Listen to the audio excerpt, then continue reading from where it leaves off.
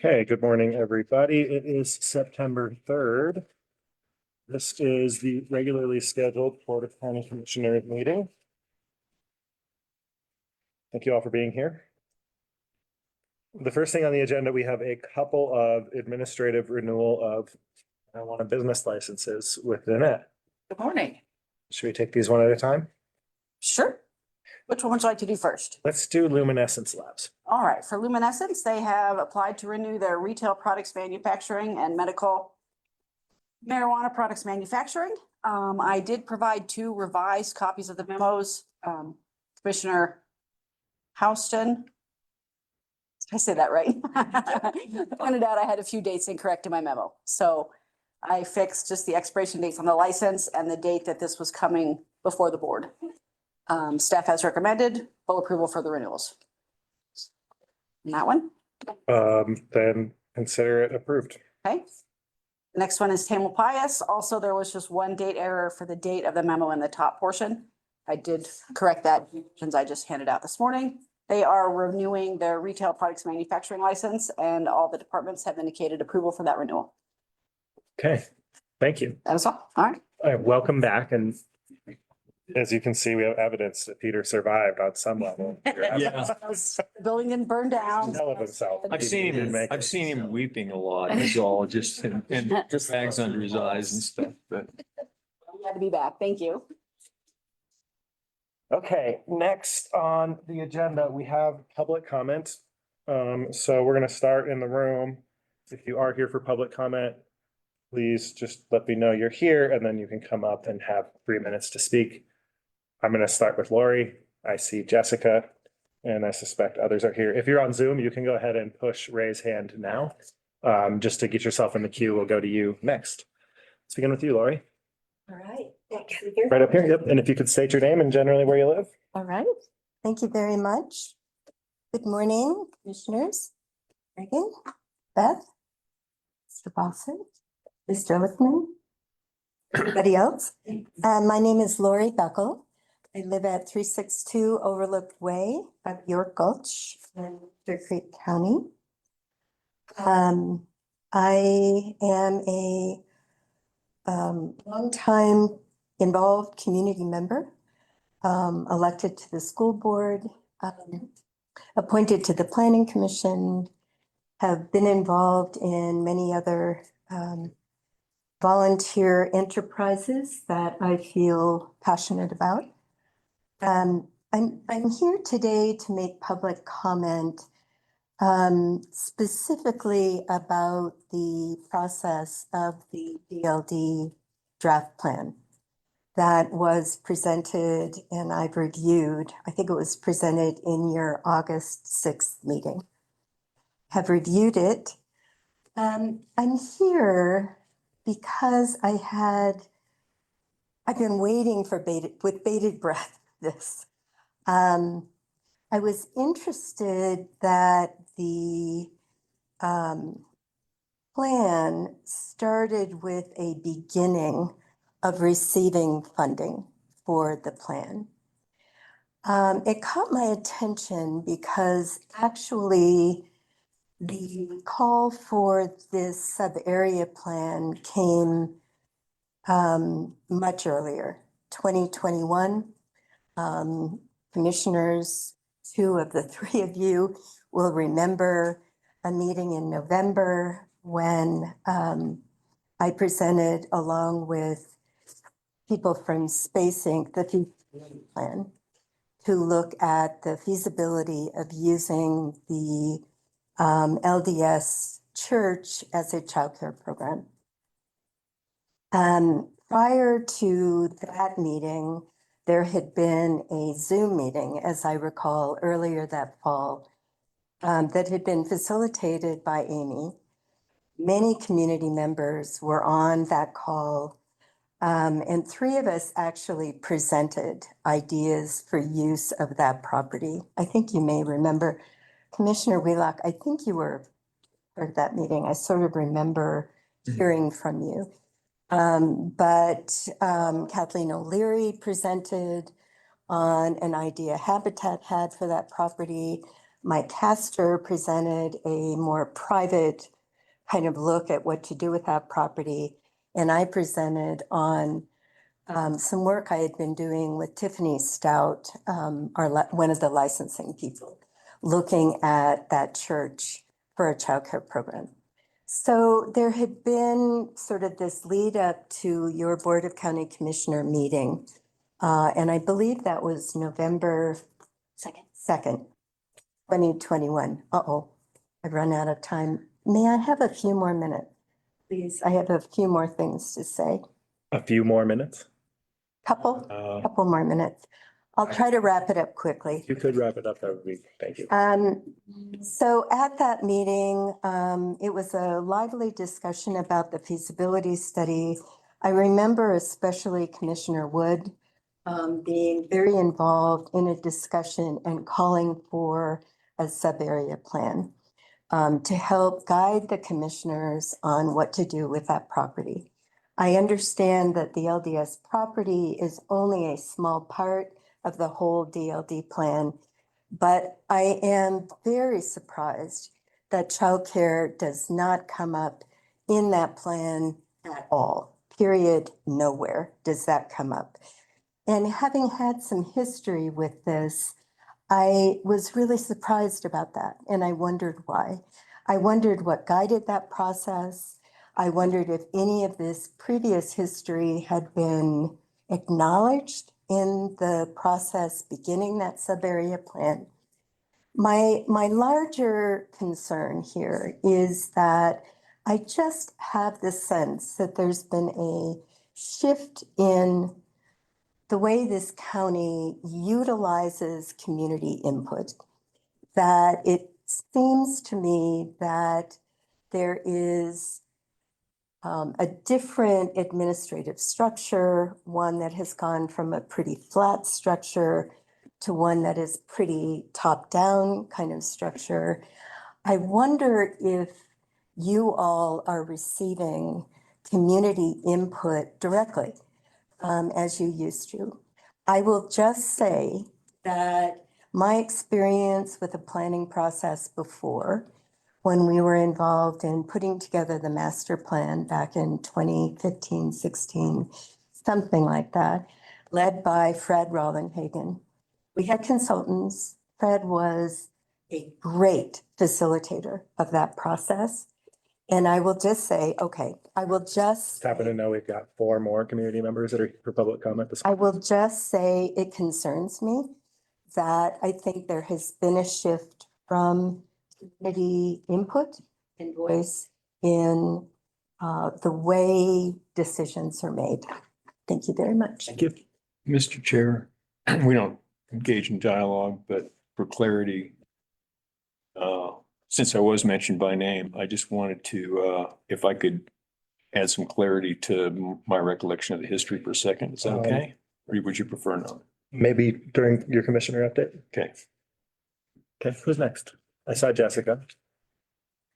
Great, hi, I'm Jessica Tribbett. I live in Georgetown, Colorado, just down the street. I'm here to kind of echo what Lori said, is that I came in late to the process. We moved here after the conversation about the DLD church, or the LDS church had been initiated. But it was my understanding that part of the reason that even though there was funding available to kind of renovate the church for childcare, which like at that timeline could have been open and available, serving 63 children in our community by now, that was put on hold for a master plan. And I just did a control F on all the documents that were associated with the master plan for the word child and did not see childcare in any of the documents. So my question is just, has that been, and I understand now this can't be a dialogue, I was hoping it could be, but has the LDS church been totally like pushed off for potential childcare? I just want to know, and maybe this has to be answered during the commissioner update, but is that still an option for our community? Because as we know, Building 103 still won't have enough seats. The Georgetown won't have enough seats. Childcare is infrastructure. And if we want to support and grow our community, we need to make sure that there's childcare accessible for everybody. And in a tourist-based economy, childcare for everybody means weekends and evenings, which neither of the programs will do currently. So a county-run LDS program. Also, I was put in contact with an evergreen program called Rocky Mountain Kids. If they had a building, they could likely host that. They just can't afford to pay for it. So please keep the LDS Church in mind for childcare. It is infrastructure needed to grow our communities. Thank you. Thank you. Who else is here for public comment? Come on up. If you could please just state your name, roughly where you live. I'll give you 3 minutes.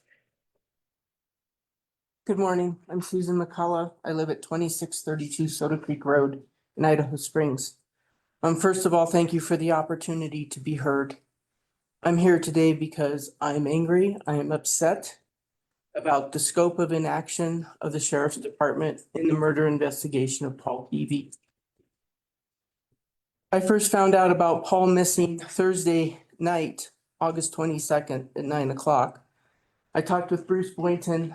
At that time, he told me he had been up there that Wednesday, the previous day, and he told me the state of Paul's property, that the trailer was open, had been tossed. His dogs were running loose, his adult dogs, and the puppies were missing. I knew then something was badly wrong. I asked Bruce what I could do to help. He said, call the Sheriff's Department and notify them that Paul is missing because they are not listening to me. So Friday morning at 8 a.m., I called the Clear Creek County Sheriff's line.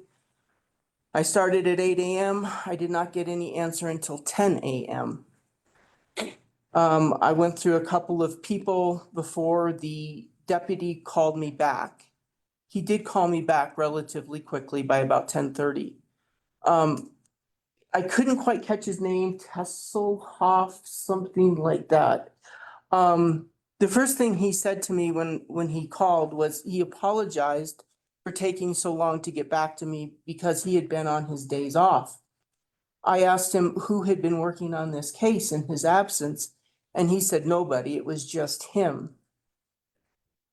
I told him I had talked to Bruce, and Bruce had told me about the state of Paul's property, and I tried to emphasize to this deputy that there was something badly wrong, that Paul would never have left his adult dogs running loose. The puppies he was using for income to buy a place to move in southern Colorado. The deputy assured me, he said, oh, I know all about Paul. Yeah, we know all about Paul. It was a very condescending and discriminatory comment that he made, and it bothers me a lot. I tried to emphasize to him the urgency that if Paul's dogs were on the property, Paul's vehicles were still there, Paul had to be there and that he needed to go up and look at the property again. He did not state that he would do so. After that, I touched base with Bruce, told him about my conversation, and I said, I don't think they're going to search again. I don't think they believe me either. Then I thought, okay, what can I do to help in this investigation? So I went down to the vet's office, Dr. Norton's, and I told them what was going on. And I asked them to be vigilant if there's any Doberman puppies that came in. I gave him the name of the deputy and the number of the deputy to call if anything came up. Meanwhile, other friends were working together, and they came up with the name of the likely person, the motive, where he lived, where he worked, and even his work schedule. Again, I talked to Bruce, and he had organized a search party to take place on Saturday, August 24th. That nobody from the Sheriff's Department even accompanied us on. Within 15 minutes of starting the search, we found Paul's remains. Animals had gotten to his body. It was horrific. Had we waited another day, 2 days, there would have been nothing left to find. This would have been a missing persons case with no resolution to it. I appreciate you taking the time to hear me out. I hope to speak with the sheriff too. But this is important. A member of our community was murdered, and the inaction on the Sheriff's Department did not help. it's only because of Paul's friend's actions that this investigation had any closure. Thank you. Thank And you. I know the sheriff is in the room to hear this. So thank you to the sheriff for being here. Next. Anybody online? No one's raising their hand. We will just hold that open for another 30 seconds if you're here on Zoom. And you wish to make a comment?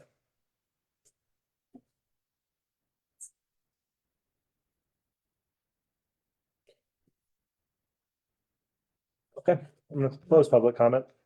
Let's go to commissioner update. Randy, do you want to start? Yeah, sure.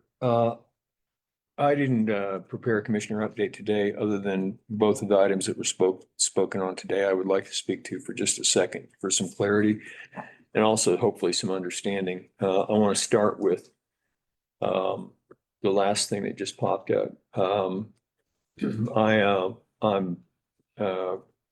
really disturbed and sorry for the loss that comes with trauma. Mr. Peavy was a nice guy. I did not know him at all well, just barely acquainted. My wife and both of my daughters knew him and liked him and cared, and I'm sorry for the trauma and the circumstances under which you've been connected with this and how that's affected you and a whole lot of other people too.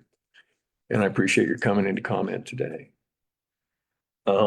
With regard to the DLD plan, I just wanted to state that I was here for a lot of meetings that preceded 2021 about DLD and discussions about creating a DLD master plan, if you will, sub-area plan that preceded 2021 by a lot. They were well pre-COVID.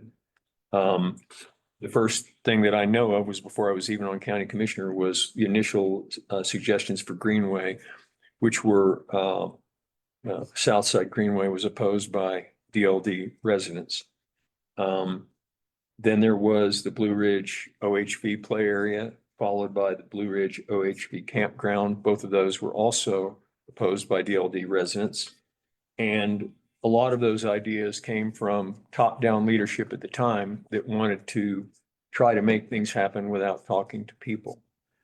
And then there were multiple Greenway conversations after that. And then the Habitat Project, I believe, was the next thing that I heard of as a county commissioner. And shortly following that,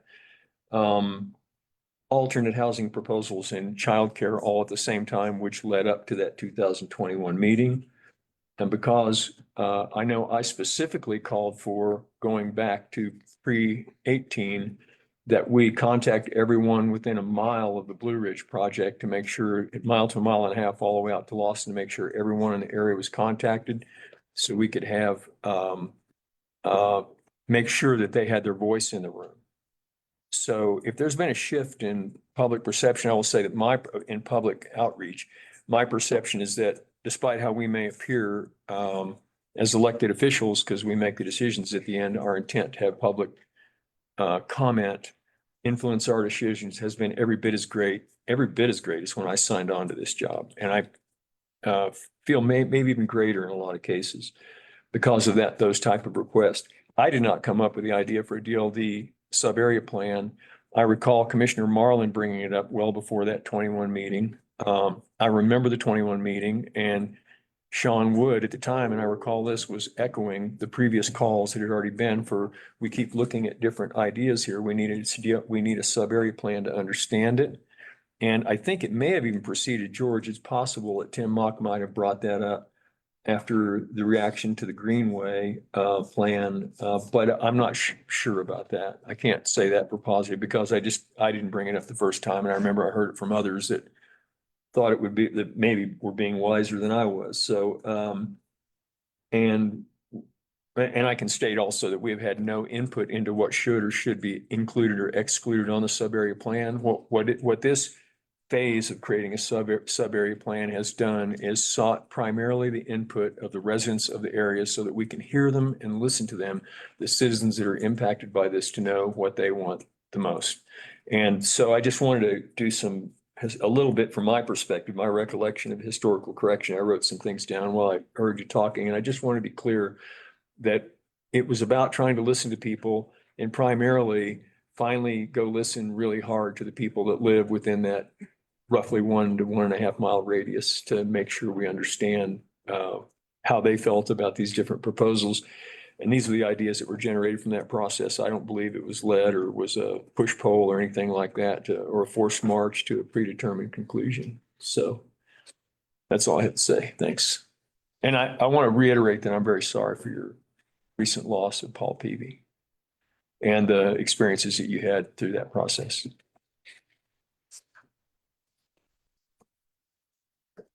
All right. I want to start by sharing that I am aware of nothing that has eliminated the LDS Church as a potential site for an early learning center. I have personal experience with the one that's going in at Highway 103 in the new Carlson Elementary School. And I know the plans for that call that out as a potential place to expand early learning. But it was also pending some sort of master plan for the area.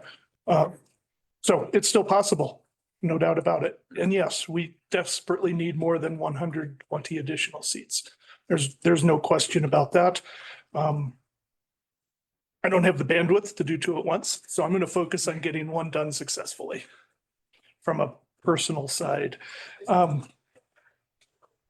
Did some field trips over the last couple of weeks. I had the opportunity to go to the CCI Mountain District meeting where the county commissioners in that district discussed legislative priorities. I got to go downtown. Beth was recognized by Dr. Cog, her team was recognized by Dr. Cog for the work they're doing in broadband for the mountain communities of Clear Creek, Gilpin, and Netherland. Went up to Kremlin to attend the Henderson Mines CPP, spent some time with the chairman of the Open Space Commission. And I continue to hear from my neighbors about short-term rental regulations. And I want to thank Brian and his team for responding to all those emails. So I think that does it. Okay. Regarding the murder of Paul Peavy, just thank you guys for coming up, for sharing your perspective. If you're reading the sheriff's own messaging, I think the sheriff would agree that there's room for improvement here. And I want to thank the sheriff for, it's truly a breath of fresh air to have a leader that is willing to acknowledge the shortcomings of the people that he leads and commit to working for it. I view that as a very good thing. I want to thank you, Sheriff Harris, not to discount the concerns at all. I think those concerns are real, and I'm committed to being a partner. To the extent that there's things on this side of the table that can help support the sheriff's team. I do want to share the Jefferson Center for Mental Health has a service that they offer after traumatic events like this. They were up here on Thursday. I want to thank the sheriff's office and staff on my team and the victims advocates for making sure that team got up here. My understanding is that it was a pretty well utilized resource.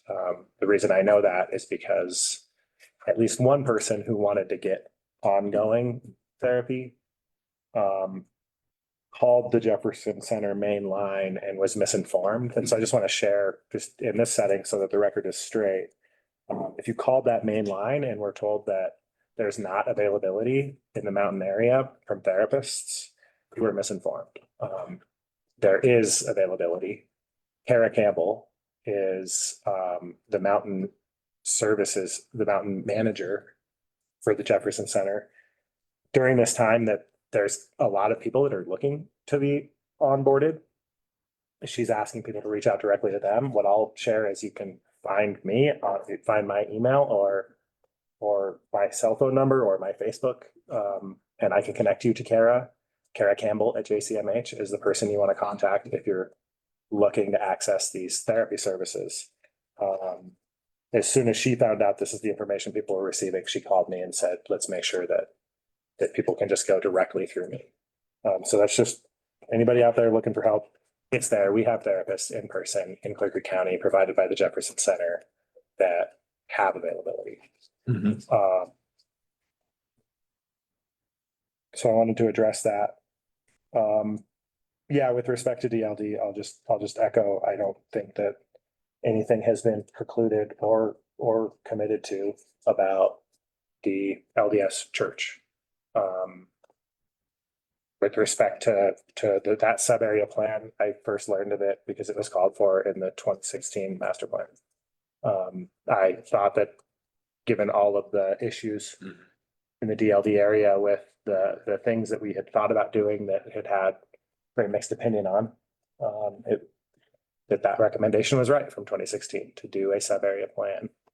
My understanding is that sub area plans are intentionally broad and focusing on what the community needs, what it views its challenges are, its resource constraints, et cetera, and also intentionally not specific to any individual partner parcels, which is why you don't see a discussion of housing, childcare, or anything else on that specific parcel, or any other specific parcel. Any So- use of any parcel, not specifically called out. So all I can share is that this board asked for that with the intent of getting better public engagement and just having better technical answers to problems. That plan took a while to come to fruition. I hope the members of the public would view that as this board deciding it wants to lean into public engagement and not lean away from it. What you have not seen this board do is ask for public comment and then do something different. I would love to hear an example of us doing that. I don't think that example exists. Maybe you could go back to COVID. Yeah. Or you could talk about, but let me just stop there. Childcare supporters, DLD childcare supporters, I hear you, I see you. That conversation is ongoing. Want to share, last week was the special session. Special session is over. That bill passed. It is, so now if the governor signs it, and initiatives 108 and 50, I'm already forgetting their numbers, will go away. That means we can budget with some certainty. So that's just an update. I don't think that counties did very well in that special session. Nope. I think the counties continue to struggle to articulate the value we provide to people of the state of Colorado. But I do think that we created a bit of an opening. Not just there's several county champions on the floor of the legislature that have a very clear-eyed understanding of the fact that county governments are really the ones serving the vulnerable here. Whether you're talking about core services or the quote extra stuff like co-responder programs, investing in behavioral health, confronting the opioid crisis, dealing with wildfires and wildfire mitigation. Of course, it is our sheriff that is the marshal when a big wildfire happens. Whether you're talking about any of that extra stuff or just the core services like roads and cops, all of those other things, counties are the government for you. So in talking to those legislators, I really think there's an opening, and I think we have bill sponsors around our county revenue bill. So I want to give you guys an update. I think that revenue bill is going to be updated. This bill would give counties permission to propose sort of better taxes than we currently have access to. What we're going to do is we're going to take the occupational tax that had been in there, and I want to switch it with just excise tax proposal authority, which is something municipalities have. It's broader, it's older, it's more easy to understand. So we're doing that. And then based on feedback from some of the other counties, we're just taking the business fee proportion of that out. Municipalities can impose fees on businesses, counties cannot. But the feedback that we got from counties was, we don't want to talk about fees. We don't want to support any fee in any context. If you're talking about just permission to propose a tax to your voters, maybe we do that. So that's how that's going to be changed. And I wanted to give you guys that update. I do see momentum building. And so then I want to mention Dr. Cog applied for climate funding through the, I think it was Inflation Reduction Act, or maybe it was the infrastructure bill. Anyway, that money is close to being divvied up into pots for local governments to have access to. Would love to see Clearfield County apply. I would love to see us apply for funding to figure out how to do organic waste diversion at the transfer station. I would love to see us not be one of the last counties without a climate action plan. And I would love to see us also look at some modeling. You can pay and not that much for local climate modeling to really help you know your future and your risks and help your road and bridge team start to figure out what their service demand might look like, et cetera. So that's just an update and an ask. Brian, my question and my concern is that we don't have a grant writer, I believe. I also know that the primary grant writer in Idaho Springs in John Kane is no longer there. This continues to be a pretty solid Lost a lot of bandwidth. Yeah. concern of mine. I want you to know that I would rather us contract for a grant writer in the interim where we don't have, I know that job is open. I would love to see us be contracting with a grant writer to get grants done rather than not get grants done. I don't know if other members of the board agree. I think that the value that having a dedicated grant writer brought to us as opposed to dispersing it and spreading it across other people's desks has been valuable. It's not that the work that's been done by Beth and others hasn't been great. She's carried a load while she's carried the administrative load for the county for a long time prior to this, as being the primary person that filled in the blanks, understood the boilerplate, knew how to get those done. Once we had somebody that was dedicated to that, our ability to acquire grants demonstrably increased. And I think it's turned out to be a position, an FTE, that's been as well justified as any in the county. And so I'm completely supportive of keeping the function rolling, dedicated by whatever means are necessary. Awesome. So, yeah, I mean, I don't, whatever can be done, I would just love to see that we're still able to have that capacity. Lastly, at the Henderson CPP, there's a women's development grant that was mentioned. Just want you all to know, I passed that along the Mountain News Network. I could see some did cool I. programming. Oh, cool. Well, Good idea, George. good idea, Mitch. And that's all from me. Well, good idea, guys.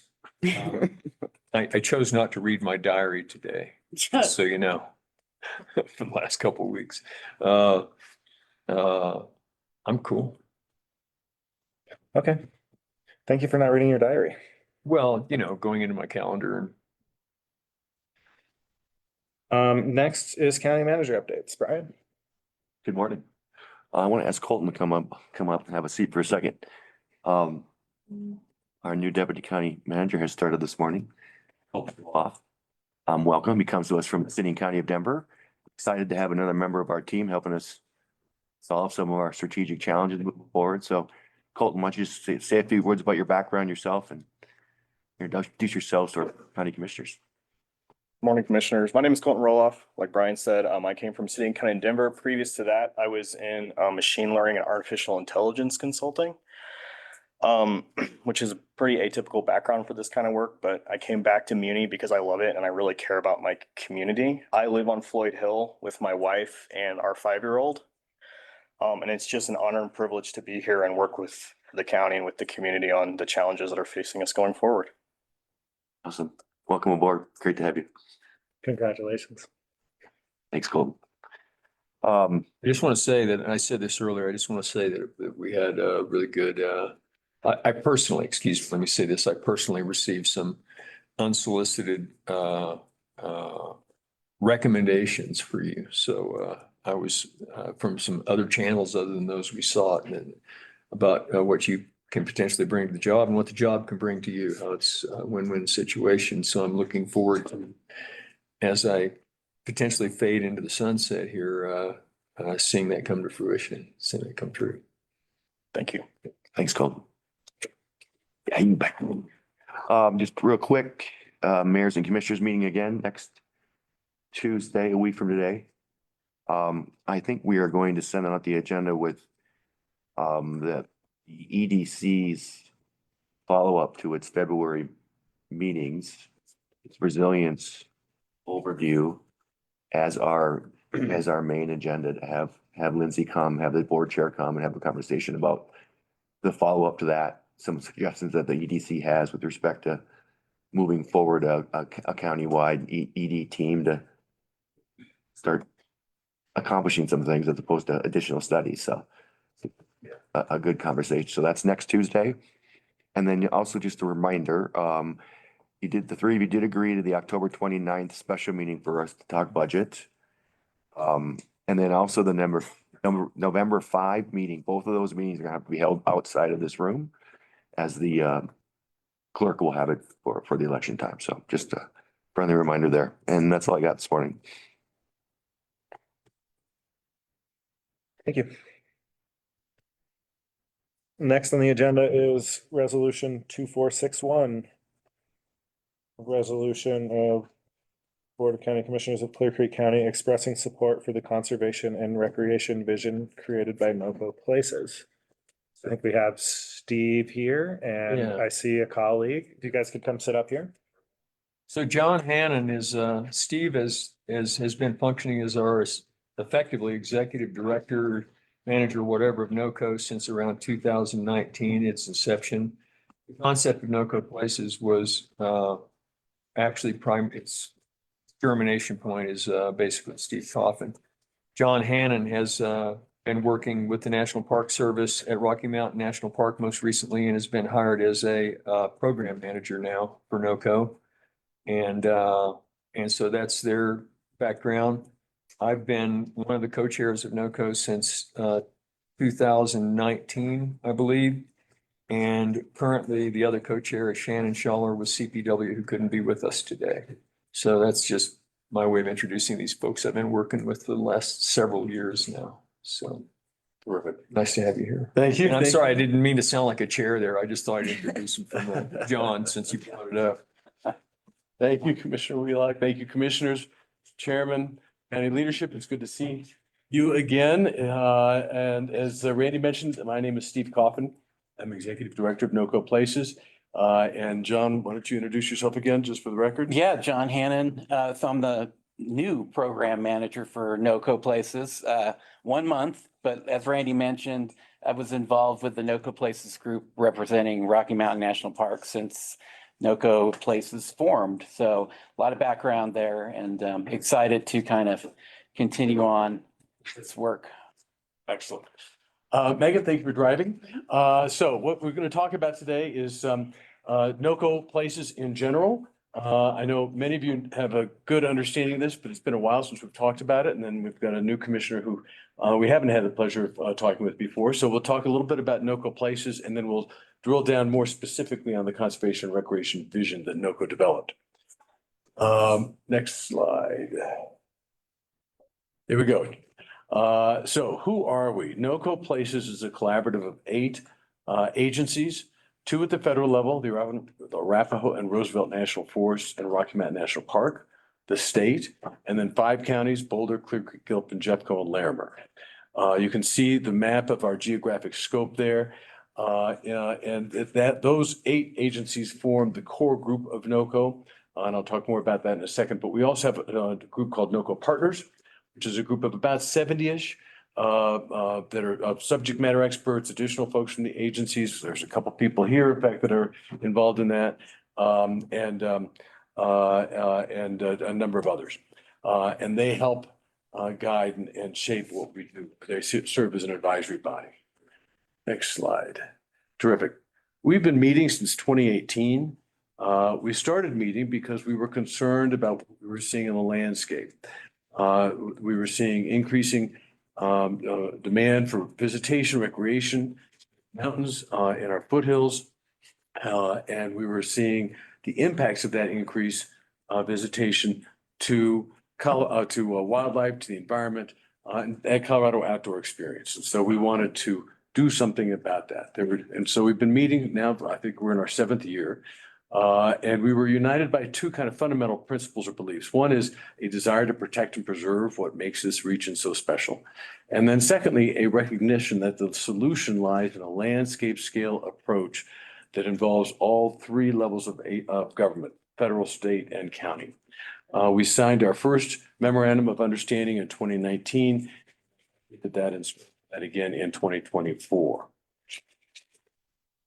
Our mission statement, we collaborate to protect and conserve natural and cultural resources while providing equitable access and a quality recreation experience for current and future generations.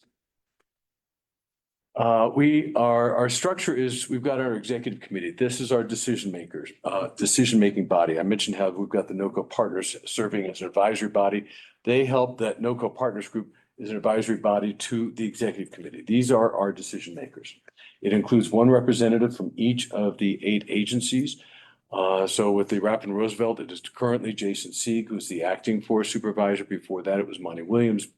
Rocky Mountain National Park, the superintendent, Gary Ingram. And then we've got from CPW, Shannon Schaller. And then you can see the others from the counties, combination of elected officials and agency heads in those counties. Commissioner Wheelock is your representative on this. He's been your representative since the very beginning and has frankly been co-chair, I think, since the very beginning. We've got 2 co-chairs. One is from the counties and the other is from the state or federal entities. So Commissioner Wheelock has been the one representing the counties, and then Shannon Schaller has been the one representing the state or federal entities. Right. Monty Williams used to do that also there in Mayville. So, yeah, on the federal state side. Yeah. So that's our decision-making body. We've got, oh, sorry, go ahead. You're No, right. that's totally fine. You're right. Sorry. You're doing great. I always guess. You're a great driver. We've got several areas of focus. I'm not going to go into these in great detail.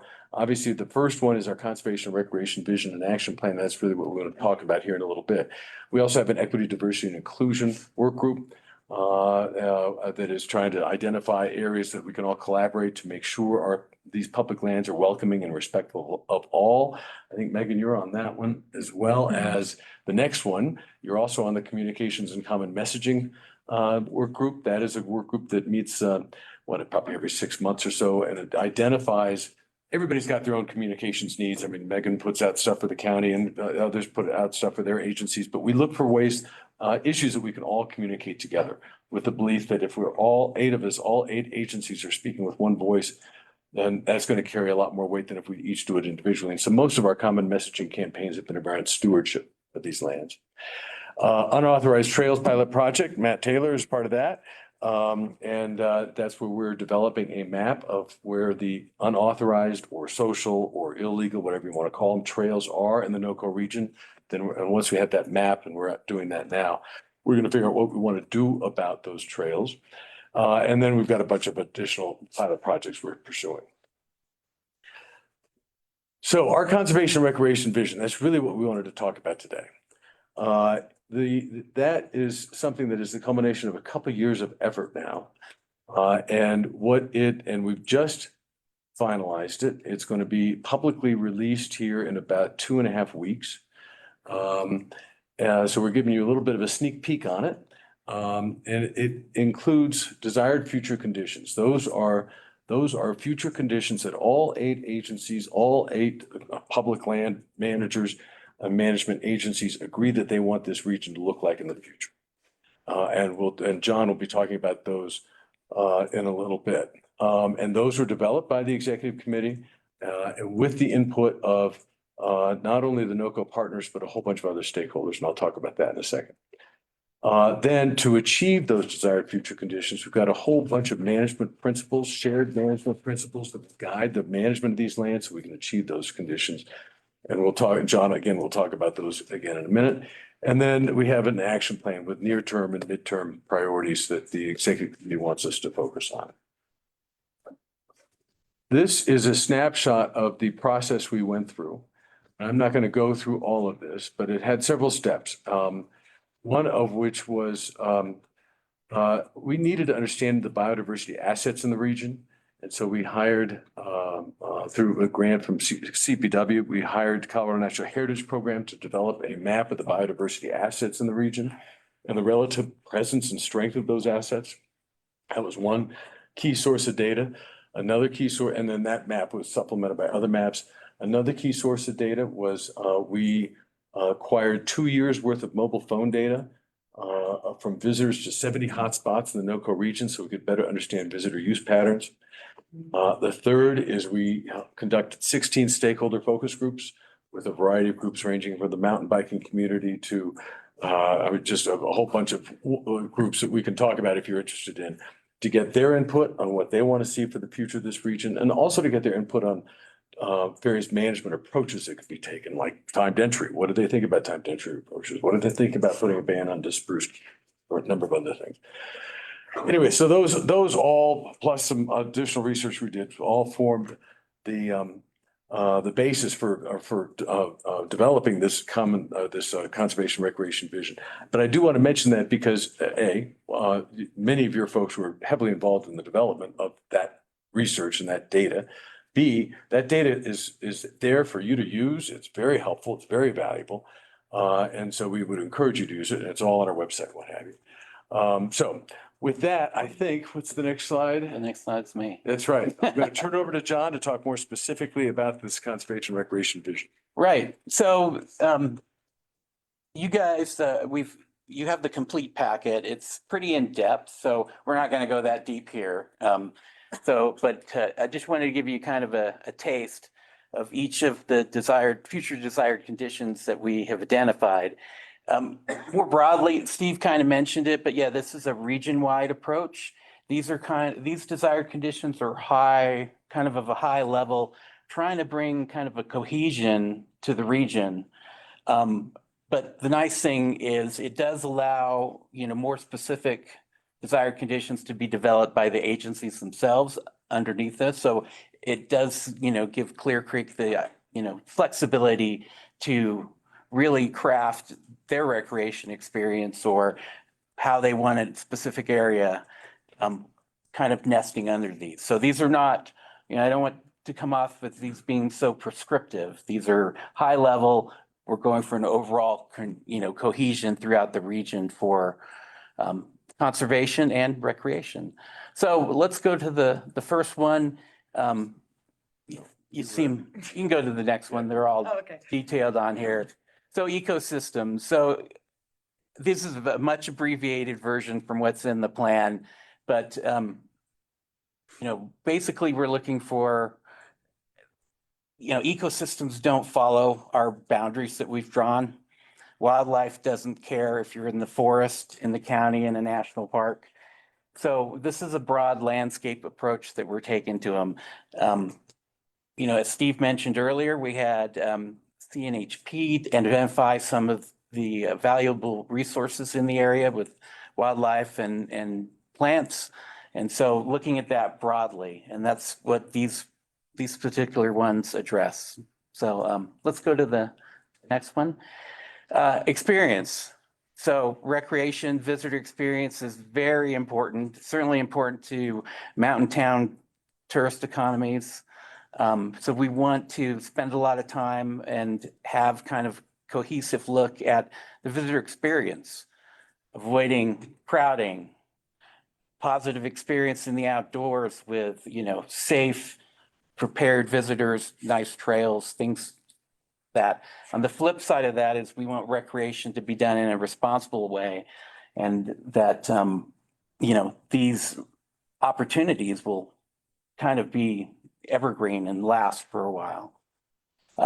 You'll see, I'll just touch here, you'll see that a lot of these desired conditions cross over when you try to categorize them into the buckets. A lot of them, you get to ecosystems crosses over with fire, visitor experience crosses over with stewardship. We're going to see a lot of that, but we did our best to kind of categorize them. Let's go to the next one. Sustainability. Again, a lot of crossover there. Sustainability in the resource, sustainability also in some of our facilities and infrastructure. as a county offering recreation and opportunities and trails, those things are expensive to maintain. So we want to build them in a way that's sustainable and build them in areas where things can last longer. So again, that one has a lot of detail. This is the abbreviated version and it's still longer than the other ones. So lots going on there. Let's go to the next one. Stewardship, mentioned that a little earlier. Very important key. Depending on who you talk to, we have a lot of new outdoor enthusiasts here in the state. And they might not have the upbringing, the training, the skills, or the ethics to encounter the wilderness. NOCO is, and along with the agencies, I think our communication efforts lean a lot towards stewardship and getting that message out there for folks to recreate and enjoy responsibly in the area. So let's go to the next one. Diversity. Again, that was mentioned earlier. We want to make sure that these lands are available to everybody and that everybody feels welcome. And that we want to make sure that there's a variety of opportunities across the region. Not everybody likes the same thing. Not everybody's hikers. Some people are off-road vehicles or anglers. We want to have a diverse kind of array, a menu of recreation opportunities, not only up high in the mountains, but close to home as well.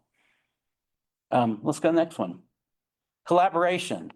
This is probably the biggest thing that the NOCO Places group has accomplished early on is, sitting down together and talking about these issues on a region-wide level. I worked for the National Park Service for 33 years. This is a unique situation where agencies are talking about the area. Usually we're so centered inside our little boundaries that it's nice to talk across. It's good to share ideas. The other thing too is NOCO is kind of a clearinghouse for ideas and expertise. If Clear Creek doesn't have expertise in some area, maybe one of the other counties or federal agencies has it and we can share. Certainly that was the case with timed entry. The park explored timed entry, but now it's being done in the Forest Service and also in state parks, and a couple of state parks are looking at it. So that kind of collaboration and sounding board, I think is a real positive for the group. So the action plan, Steve alluded to it earlier. We have an action plan. Of course, we have a next 1 to 2 year unauthorized trails project falls into that. Certain common messaging probably is going to be there not only in the short term, but the long term. I think messaging is important and continuing education is important. And I think that's there's a couple of areas where NOCO as a group collective is really good at doing things like with the messaging, supplying messages. Not every agency has to develop their own messaging. We have a library of messaging you can pull, and that's our hope to continue that.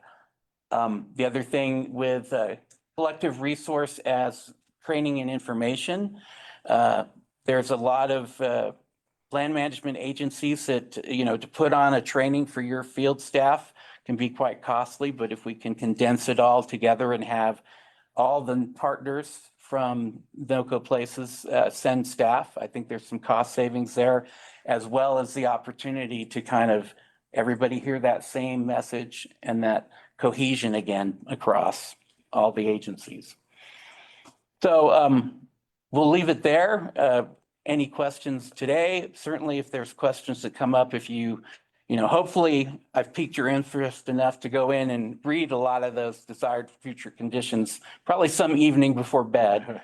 But yeah, if you have questions that come up later, certainly reach out. Randy knows how to get a hold of us. Sure. And let me just add real quickly here, that when we finalized this vision, the executive committee finalized this vision a few weeks ago, the counties said, we should pass a resolution supporting this. So all 5 counties are going to be doing that here in the next few weeks. Similar to the resolution, I don't know if you're considering it today or if it's just being teed up today, coming back in a couple of weeks. My request had been that we do that on the 17th, so it coincides more Yeah. closely with the release. I did see it's up for an action item today. I mean, we could, if the other commissioners are happy with what they see, we could pass that resolution today. Or we could bring it back on the 17th and reconsider at that moment so that our official action coincides with the lifting of the curtain, if you will, or the pulling back of the curtain, show the guy behind it. Even at the 17th, if you did it then, you would still be the first of all the counties to be doing it because the others are doing it a few days after that. Whatever. It doesn't much matter to me. Maybe we start by just talking about what NOCO's been up to, what's in this plan because the resolution, I think, refers to this 16-page document, right? Mhm. It does. Conservation, recreation vision is what we're being asked to sort of approve. Yes. And then we start with that, and then we can get into whether we want to approve this thing today or later. That's good. I'd like to start by sharing it's an impressive body of work. And I want to thank those that are here and those that aren't for putting the time and effort into pulling it together. It really does look nice. I really appreciated the fact that there was an action plan instead of vision. There's also strategy. And I think that's really important. I would encourage you the next time the strategic plan's updated to have a section that talks about who's going to be responsible for implementation so that we can keep people honest and keep the process moving forward. And I'm glad it was there, but it would be nice in the future, not anything now. The organizational ideas, they were there, they felt like they were at the very bottom and they weren't very fleshed out. So I'm hoping that that might be something that grows with the planning. And that's just one person's observation going through the strategic plan. It seemed like the last row of sections tended to have operational or organizational ideas. And I'd also encourage you guys to try to get youth involved. Yeah. You know, all of the communities represented have youth, and I think their participation would strengthen the work. Sorry, Randy, you can go now. No, that's okay. It's- I I'd thought rather you- George. I've had just about 6 years to tell about this stuff and it cannot possibly be encapsulated in a 16-page document, but those are really good comments, every one of them. So I'd rather hear what George has to say. I do have some notes I made that I think, but I'd like to hear what else. I mean, my reaction to the document is I think it's really quality work. I mean, it's clear that you guys, the 7 or 8 organizations involved, right? The 8 organizations involved to get this, to have a consensus approach to something that's this specific. I can remember Sean sitting here and saying, when is NOCO Places going to put some points on the board for us? I think this is now. That's my take. We have something kind of concrete here that I really like the policy. I like how precise it is, and I like that it reflects consensus. So I wouldn't ask for any changes to it. I'd be ready to approve it whenever. My questions are around how we think this might inform the next forest plan. Oh, yeah.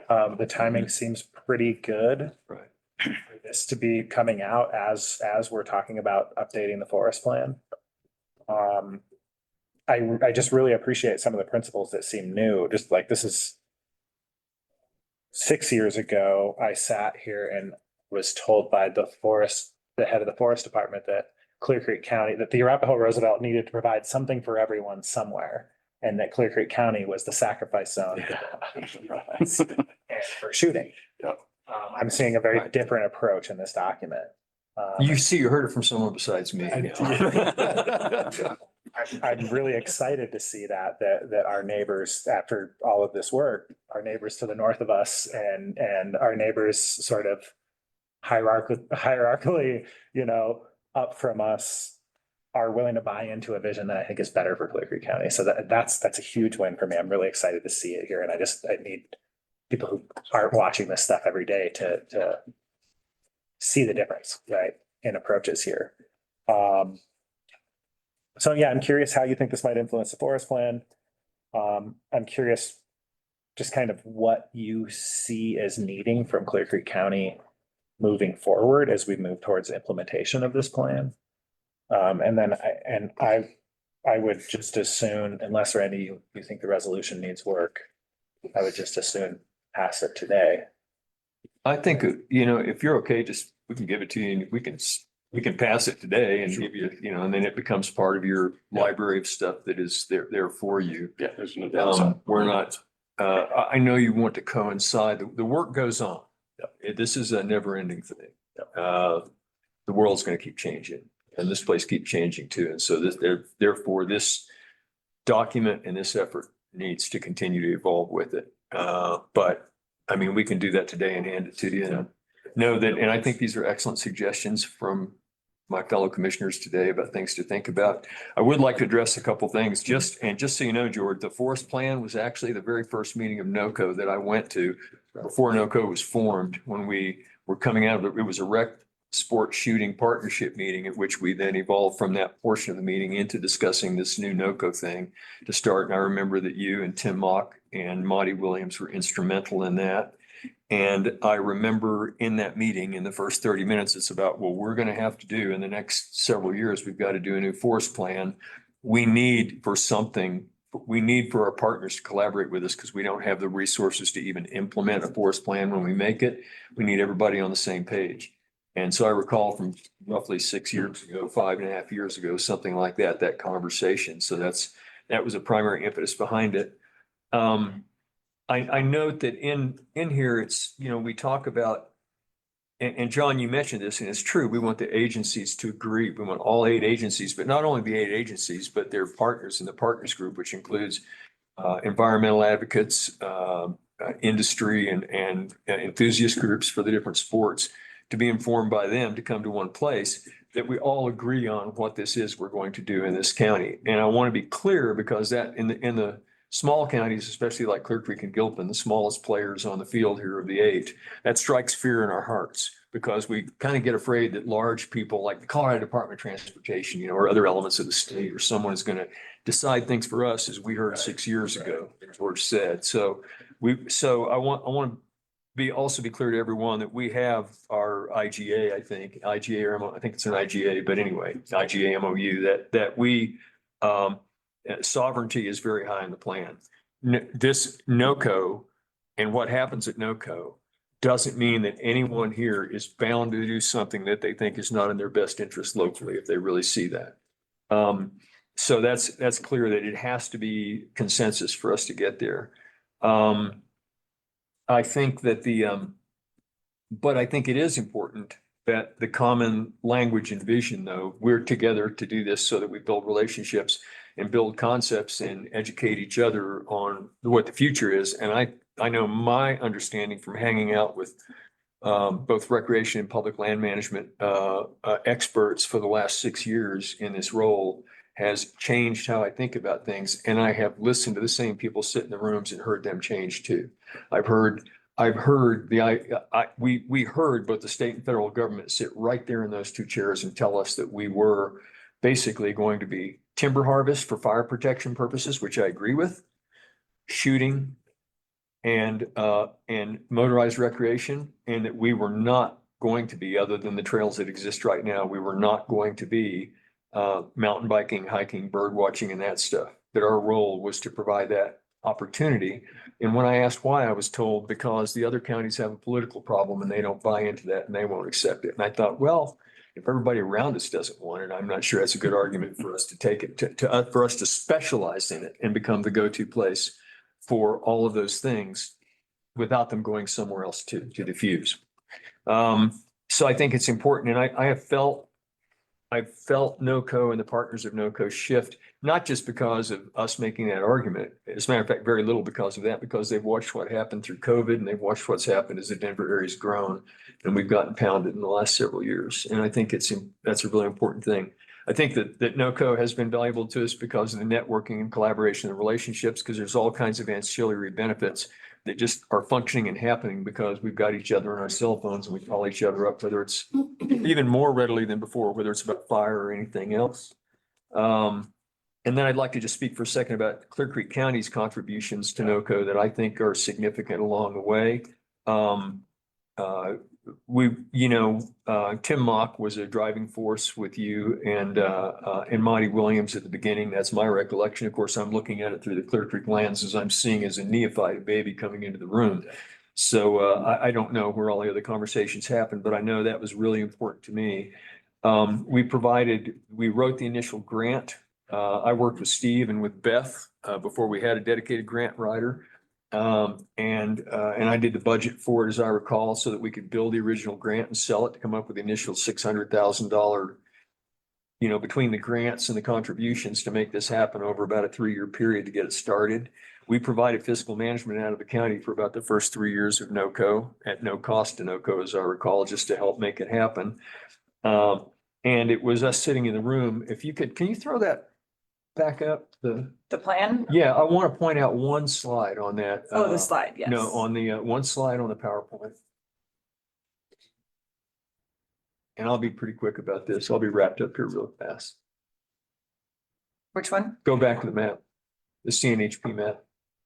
Oh, the CHP map's not on there. Oh, it's not? No, actually, it is, I think it might be, we had some slides that were. I had a slideshow that showed the map. It's, Or maybe it was on the Conservation Recreation Vision. it's after Oh, the, there was one slide. it's after the thank you. Yeah, after the thank you. Oh, yeah, below the thank you. Keep going. Yeah, those were, Oh, There we go, keep going. And there. Yeah, so if you look at that map, you'll know what that is at the top is the Wyoming border at the top of the screen. And the NOCO region, there's Jeffco, comes right down through here. If you look right there, you see that white area. This was the map we were initially shown. It was showing us, developed by CNHP and other data that was in from other places, CPW and others, ecological sensitivity. And the darker blue it is, the more ecologically sensitive it is, the more environmental value it has. And the less dark it is, the less it has. And the purpose of this was to look at this with other factors to understand differential allocation of types of places, what needs to be conserved versus where is a good place to put recreation. If you look at Clear Creek County, do you see all that white in the middle of Clear Creek County and you see how much lighter the colors are there? That's the point at which it begged the obvious question, where have these studies been done? And we had another map created for us that showed that Clear Creek County was the only county in the region that had no studies done by CNHP at that point in time. And that was a primary contributor to why we were showing this. So as a result of that, CNHP recognized that gap problem and got a statewide grant. And they're starting with Clear Creek and Gilpin because Gilpin had only had one wetland study done to equalize that gap throughout the state, not just for us, but for everybody as a result. And I'm happen to be proud of noticing that and calling it out and saying, because I specifically said that Clear Creek can't be part of Clear Creek won't agree to any decisions. To start with, we don't have to anyway, nobody does, but we can't do it until we have equitable data that makes sure that we know what we're talking about when we allocate different kinds of impacts to different regions. And I think I've covered everything I wanted to. And I would recommend that we approve it today and you guys can have it in your file folder until needed. Can I make a couple of additional quick comments? First of all, Randy, you hit on this, but I want to underscore that we would not be where we are today had it not been for Clear Creek's leadership. Whether that's from Beth, thank you again for all of your help in managing all that stuff, to Commissioner Wheelock. I mean, you've been invaluable. And so we could not have done this without you. So thank you all for all of your support. Second, I want to just go back to your comments, Commissioner Marlin. Two things. One is you hit on it already, but the fact that we've got 2 federal agencies, the state and 5 counties all agreeing on a common vision for this region is I think unprecedented in the country. So that's, you touched on it. I just want to underscore that point.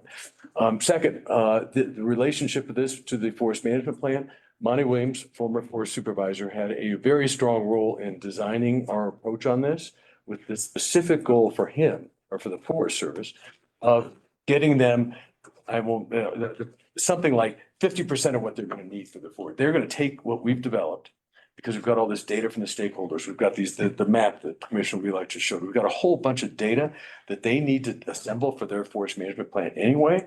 And not to mention desired future conditions. The fact that we have already as a group decided what the desired future conditions are for this region, that's all going to give the forest a huge heads up, or leg up rather, on their forest management plan. So basically, the forest is going to take this product and go right into the forest management plan, already got halfway through their process. Yeah, I can't put I don't know how to say it in a way that's adequate, just how valuable that is.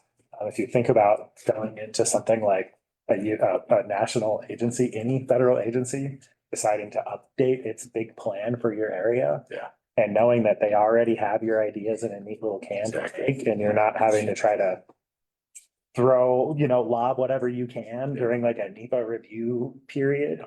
It's just invaluable. So, really excited for this work. Really grateful for all of your efforts over the years. Thank you. I'm definitely ready to approve this motion. Good to go. I am also, you mentioned the date of the 17th. Should we treat these documents as embargoed until then? If you would, I'd Okay. appreciate it. Thank you. Other than the meeting's being recorded. Exactly. Well, the Always stuff that we looking- shared is great. We just haven't. The done National that with the Choir plan. is tuned in right now, so. But thank you for making that point. Okay, I would welcome a motion.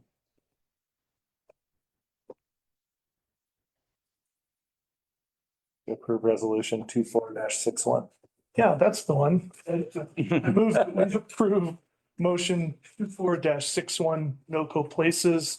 I'd like staff to look at the 8th whereas though and see if we might have an extra character that should be removed. So Oh, yes, some spelling. I saw a couple of typos. in there. I move that we approve it as amended.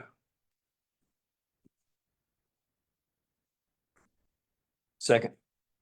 We have a motion and a second. All in favor? Aye. Thank you all. Thank you. Great work. Thank you. Okay, next on the agenda is, we've got a couple of interviews here. We have an interview for a vacancy on the Clear The Creek 8th whereas. County Planning Commission with Richard Dana. Richard, are you here? Capital N in the middle of nowhere. Where do you want me? Thanks for being here.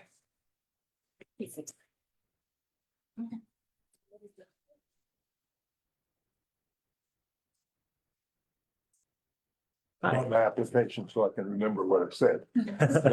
Okay. So that's a good start. Thank you for joining us. We may have a few follow-up questions, but if you would just start by telling us who you are and what made you interested in joining the Planning Commission. I was admitted to practice law in 1966. Have been in one way or another a judicial person for better than 55 years. I'm about to retire. I have one case left I'm still working on, which is a landfill outside of St. Louis. I've done mostly environmental cases for the last 20 years. And don't want to get bored. It's kind of that simple. I'm 84. I miss the social contacts of work. Anticipate missing it. I was talking to Adam Springer about, I've got an issue with a minor boundary line adjustment that the county signed off on, but the banker for the other side hasn't signed off on it. So it's still kind of pending. I brought the plat of that if you want to see it. And Adam said they needed help. And I said, what can I do to help? And he said, you might apply for the planning commission. That's why I'm here. I think highly of him. He's helped me a couple of times on zoning things, and most of which are in the application. My wife and I've been through the planning process a couple of times. So That's it. Thank you. Colleagues, what kind of questions do you have for, and do you go by, I'm sorry, do you go by Richard or Dick? Dick. Dick, okay. Okay. Questions you have for Dick? What would you consider when balancing the need for economic development and the preservation of our natural resources? I think that's one case at a time. The county, I don't see how the county turns away job prospects. But at the same time, you don't want to sell what you have to do that. And so it's kind of it's a balancing act, and you go through it every time you have a meeting. I don't know the answer. I don't think there is an answer. You kind of have to look at each individual application and figure out what works. Thank you. What do you think are your assets that are the most valuable to contribute to the process of that deliberation that you bring? I've spent my life listening to people make arguments and counter arguments. I think I've learned how to balance them and how to work through them. I'm kind of calm about the whole thing. I don't get real excited about it. This is more a cooperative venture. Historically, I've made most of the decisions. This isn't the case where I get to make most of the decisions. I've had 2 committee experiences that are in the application. One was to do the Boulder County Justice Center. One was in participation of, I don't know if you all are old enough to remember LEAA and the federal money that we handed out. But I was on that committee for a long time and ended up the chairman. Different process than being in the courthouse. And you listen more than you talk. Well, if you're old enough to be a chairman, I should remember it, I guess. Let me ask a question about the kind of, there's 2 distinct roles on the planning commission. One you're speaking to, which is how would you review an application, right? And I appreciate how you're talking about being objective, speaking to the criteria. Of course, some of the criteria is intentionally subjective. It gets at, some of those criteria are sort of, is this application to rezone a net benefit to the community? When you start to think about proposed development and net benefit to the community, what are some of the things that you think about? Well, it has an impact on neighbors if you rezone something, or it can. It has an impact on transportation, has an impact on employment. Typically, the zoning experiences I've been involved with, they're to cause a greater density or a greater use of the land than historically the land has had. It tends to go that way, I think. Had some interesting times early on in my career on the bench with the Boulder planning process, and sometimes they won and sometimes they lost. And it's just, there's an impact in a lot of different ways. I think you have to be aware of that. You know, jobs don't trump everything. The preserving nature doesn't trump everything. You just have to kind of look at it one piece at a time and decide, is this in general the best thing for the county? And I don't know how much the only experience I've had directly with the planning commission involved application for zoning changes or application for zoning in the case of a piece of property we bought. It was BLM land and it wasn't zoned at all. And so My wife managed to finagle it out of the BLM. We had to go through the initial zoning application. But that's been my experience with it. I don't know what other functions they serve. I do know the planning department considers whether people are complying with the zoning requirements. And I don't know if the planning commission gets involved in that. I'm just not aware. No, I don't think so. The other thing that they do is, the planning commission does is think about what our code should look like. Right, so that's, So you're talking about the general planning process? yeah, just like what should our land use code have in it? Right, right. Is kind of the other function. One is, we've got a rezoning case. The other one is, you know, what should those criteria be that are in those That we used cases? to decide, yeah. But I mean, I'll pause there. I don't know if there are other questions from either of you. Not really. I think I'm fine. Thank you. Okay. Anything else I can answer? You need references? I didn't put any in here. Are you familiar with Tom Moorhead, who's the district judge out of Eagle? I know of the him. name. We're not acquainted. I can give you his phone number. It works through the same office I do now. I think if it'd be helpful and you could pass that along to Beth, that'd be good. 303. Let's not do it, sir. 1919. I was going to say, let's not do it here in a public meeting. That's an office number. It's perfectly fine if somebody calls it. For the Judicial Arbiter Group, and they'll get you in touch with Tom. I mean, it's not his personal number. I don't think I have any more questions. Appreciate you stepping up to give you a sense of our process. One of the things that we look at is trying to balance geography on our planning commission. And so what staff is going to do is get us information about who is currently on the planning commission and where they live. And then each individually will think about our decision, and you'll probably be hearing a decision from us within the next couple of weeks. Okay. Where I live just down the hill from the fire that just happened. Right. Thank God for your fire department. I really appreciate it. All right. Happy to hear It it. got within about 200 feet of the house, so. Glad to hear that they got there in time.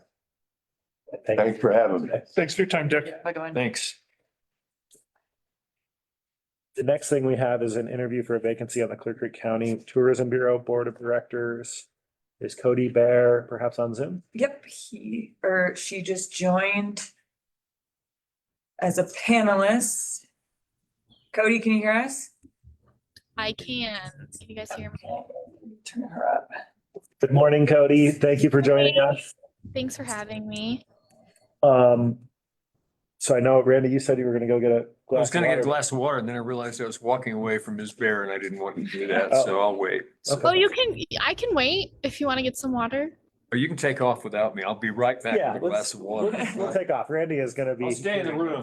So welcome and thank you for applying to be on the Tourism Bureau Board. What we're gonna do is we'll probably have some follow-up questions. If you can start by just telling us who you are, why you're interested in joining the Tourism Bureau Board. Yeah. And then we'll have some follow-up questions. Okay, great. I'm Cody Bear. I am the director of marketing for Bojo's Pizza. And I've actually just been promoted to be the president there as well. And I would like to be on the tourism board because I would like to figure out ways to help the community. Because when we all help each other out up there, we all win. Okay. Thank you. I appreciate that. And so I'll just start out by, can you talk to me about I think what I want to do is I want to discuss your philosophy on tourism a little bit, but first I just want to hear sort of your skill set in marketing. Like, what do you think from a helping make good marketing decisions perspective you would bring to the board? Yeah, so what we've been doing with our restaurant is been trying to kind of infiltrate all verticals. So we're getting, radio, TV, social, so we can hit all these different demographics and then they all kind of layer together.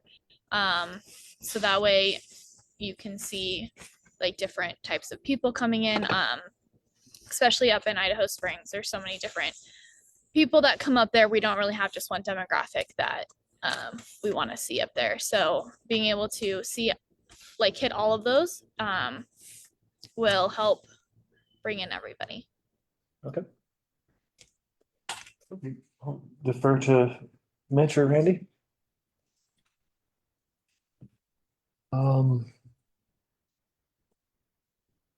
How do you, what general thoughts do you bring regarding regarding marketing strategy for tourism in Clear Creek County? So one of the things that we just did recently for Bojo's in Idaho Springs was during the summer, we did a geofencing campaign for all of the rental car agencies by the airport. So we could, when somebody's on their phone, we can shoot like ads straight to them. So we're getting them like right when they land, and they can, when they're still like trying to plan their trip. So that way they're like, oh, that's a cute little town. We can stop there on our way up to the mountains. So, things like that. I think that where we could really do something a little bit better for Clear Creek County is really promote that it's not that far and it's a nice, easy day trip to just escape the city, which I think we're kind of missing out from getting people. People don't really think about Idaho Springs or Clear Creek County like that. They always go up to Summit County. So just promoting more of a stop here. You don't have to go that far away to have that mountain feel.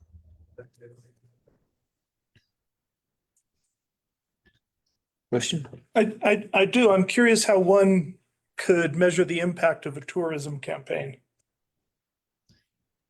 It just depends on what type of campaign you do. So when you're doing like geofencing or DID, which is device ID targeting, they actually have the traffic. They show exactly how many people walk into your establishment that saw that ad.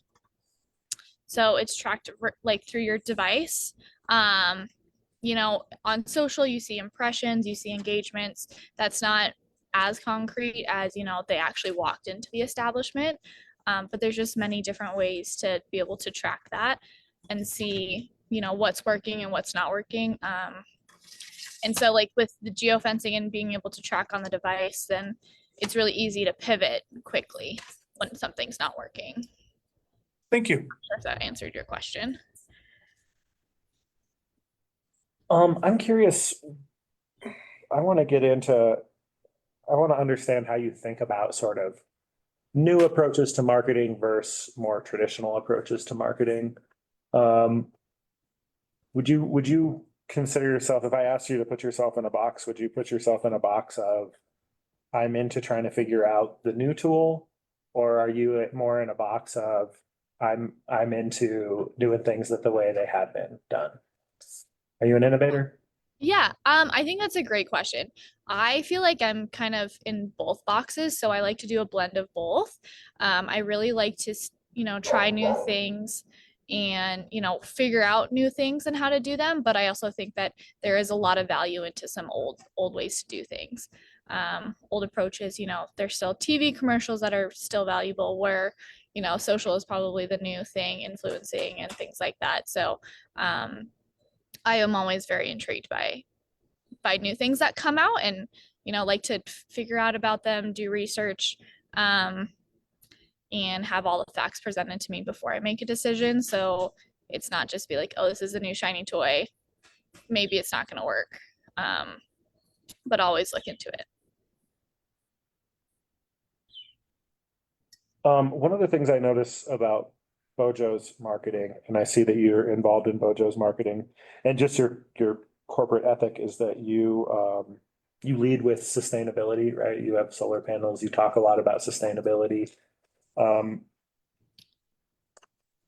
do you view sort of mission-based marketing? Like, is this Yeah, like, do you believe that we can use marketing to figure out who the right visitor is and attract them and influence their behavior on the way? Do you think that's an important thing for marketing to try to accomplish? And then how would you do that if you do? Yeah, absolutely. So there's this program that we use. It's called GeoStrategies, and so it takes our entire database of all of our customers from our loyalty program and it puts it into this computer system and it creates lookalikes and it tells you exactly who your demographic is. So they use an Experian mosaic and they tell you this is your demo, not only like age and income, but they're like, this is how you influence their decisions. They respond best to this and this and this for marketing.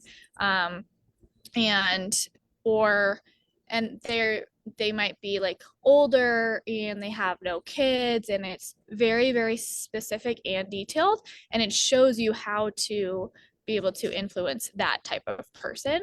And so it's been super valuable for us and figuring out exactly how certain demographics respond to marketing and how to influence it.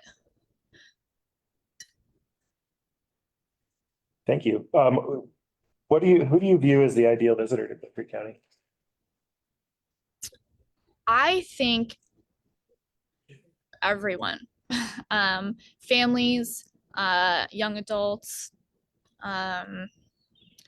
people that don't have kids, that want to have like a day away. And people that just really enjoy being outdoors, people visiting the state. And I think it's a very economical place to come and visit, where Summit County and Aspen and all those places are, not as economically friendly. So I think pretty much everybody could be our demographic. Okay. Other questions, Randy, Mitch? None for me. I don't think so, no. Okay. Excellent. Well, I don't know if you were watching it a couple minutes ago, but the rest of the process is, we like to think about the balance on our boards of just sort of geography, industry representation. So we're going to ask staff to get us some information about who's on the board. And then we'll think about this interview. We might follow up one-on-one if we think we need more info. Mhm. And we will try to get a decision to you within the next 2 meetings. And thank you for your volunteerism and for signing Yeah. up. Yep. Yes, thank you guys so much. Okay, next on the agenda, and then we'll do a bio break, is communications update. So, nothing too crazy going on, but I do want to announce that coming up in about 2 weeks, we have National Co-Responder Appreciation Week. And so our Clear Creek Health Assistance Team, or CHAT, some of our CHAT paramedics and others involved are going to be doing coffee with a co-responder. We have one planned for September 19th. That one will be in Georgetown, and that's going to be at Mountain Mamas at their new location. It's from 8:30 to 11 a.m. We are planning one in Idaho Springs. I am just still working to nail down a place where we can do that. So that will be coming up soon, but this is a really good opportunity to learn more about our chat program, ask questions and things along those lines. So if you have any questions, let me know. I'd be happy to answer them. That's all I got. Okay. No, okay, excellent, thank you. Yep. Shall we do a bio break? Sure. Do that, and then when we come back, we'll come back in 5 minutes. Let's just say 10, 15, 8 minutes. Go back to the consent agenda. Depends on whose clock. Oh, yeah. Oh, that one is That's consistently fast. not Yeah. accurate. So we will see you then. Mute for me, or mute for me.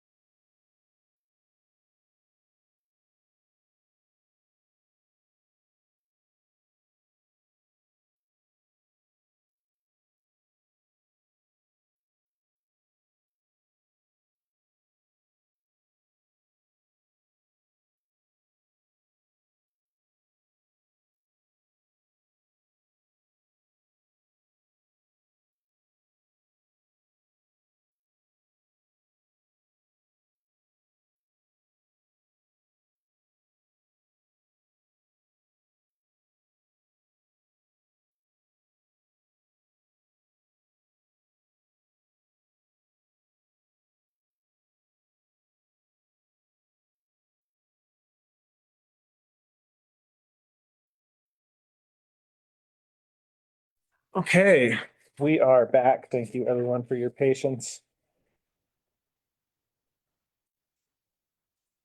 The next thing on the agenda is the consent agenda. Does anybody wish to have anything removed from the consent agenda for discussion? I do not. You just look again, I had glanced through it, I just want to refresh my memory. Oh, so. Okay, I'm gonna go ahead and read it. Item A, consideration of approval of the warrant register. Item B, consideration of approval of 2019 Board of County Commissioners meeting minutes from February 5th and March 5th. Item C, consideration of approval of 2020 Board of County Commissioners meeting minutes from January 27th, October 7th, 14th, 21st, 28th, and November 25th. Item D, consideration of approval of 2021 Board of County Commissioners meeting minutes, January 5th, 12th, 19th, 20th, 26th, February 2nd, 8th, 9th, 11th, 16th, 17th, 23rd, and November 2nd of 2021. Item E, consideration of approval of August 6th, 20th, 22nd, 2024 Board of County Commissioners meeting minutes. Item F, consideration of approval of resolution number 24-62, granting signature authority to execute real estate documents for the purpose of purchase of real property. Item G, consideration of approval of intergovernmental agreement between Clear Creek County and the Colorado Information Sharing Consortium. Item H, consideration of approval of emergency sheltering memorandum of understanding with Clear Creek County School District RE-1. Item I, consideration of approval of August 13th Mayors and Commissioners meeting minutes.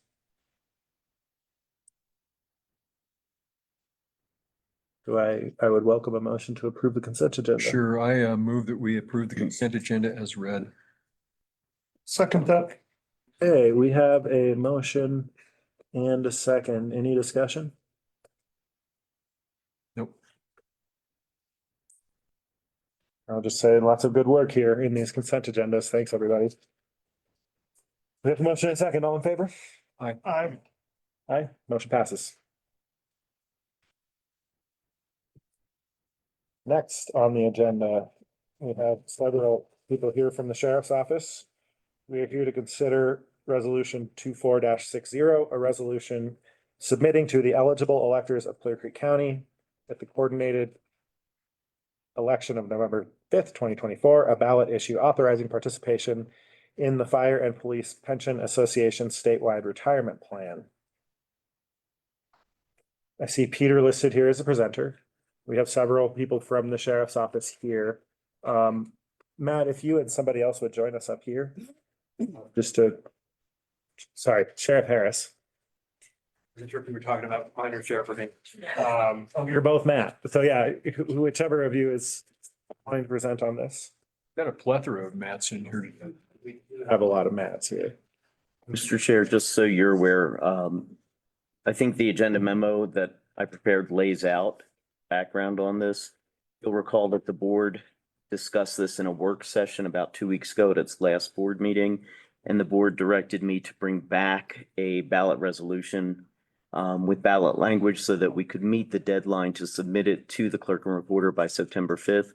I do want to note there is a Scrivener's error in the third to last whereas clause where I note November 7th, 2023. That actually should say consistent with everywhere else in the resolution, November 5th, 2024. But other than that, the resolution, I think, speaks for itself and the memo, but I'm happy to answer questions along with the sheriff's office. Just to provide just another mention, and we discussed this in the workshop, by putting this on the ballot this November, this does not put an obligation on the county to enter into the Fire and Police Pension Association statewide retirement plan, but it gives the county the authority to move forward when it deems appropriate to do that. When/if. When/if. Okay, just to jog memories, in the work session, we focused mostly on the financial impacts of changes to our retirement plan. Brian, I'm gonna ask you at some point just to kind of summarize that to make sure it's fresh on everyone's head. I think first I'm just curious to hear from you all what you would sort of open with as we consider this? I mean, I don't think I necessarily have anything else to add, right? I mean, based off our previous discussions. Right? I mean, I'm happy just to see it moving forward and giving the county the ability to vote on it. Right? So we're at least moving forward that step of the process. Thank you. Brian, can I give you the floor? Will you just summarize a little bit of what was discussed, what was shared with the board 2 weeks ago? Yeah, we did a little bit of an analysis of some of our surrounding communities and I think some surrounding counties. I mean, I think it's pretty clear the county is not competitive right now when it comes to its pension contribution in the sheriff's office or anywhere else in the county for that matter. So we did share it with you, some of the background there from some other counties. I think Maria had also shared that it's somewhat common for the sheriff's office and police departments in cities to have a separate pension from the rest of the county. We did give you some thoughts on cost. Right now, at the 11.65% that we contribute today, that's a cost of just shy of $446,000 in the sheriff's office. That's our cost today. And we gave you some numbers on some of the other options. So upping that increase from 11.65 to 14.65 in, for instance, by 3% in our 401, that would be an additional cost of $539,000. Moving to FPPA, which is at 15.1% right now, is a cost of $569,000. So again, today's cost for $445,000, going to FPPA $569,000. So a little over $100,000 increase in cost there. I think that's the gist of it in terms of cost.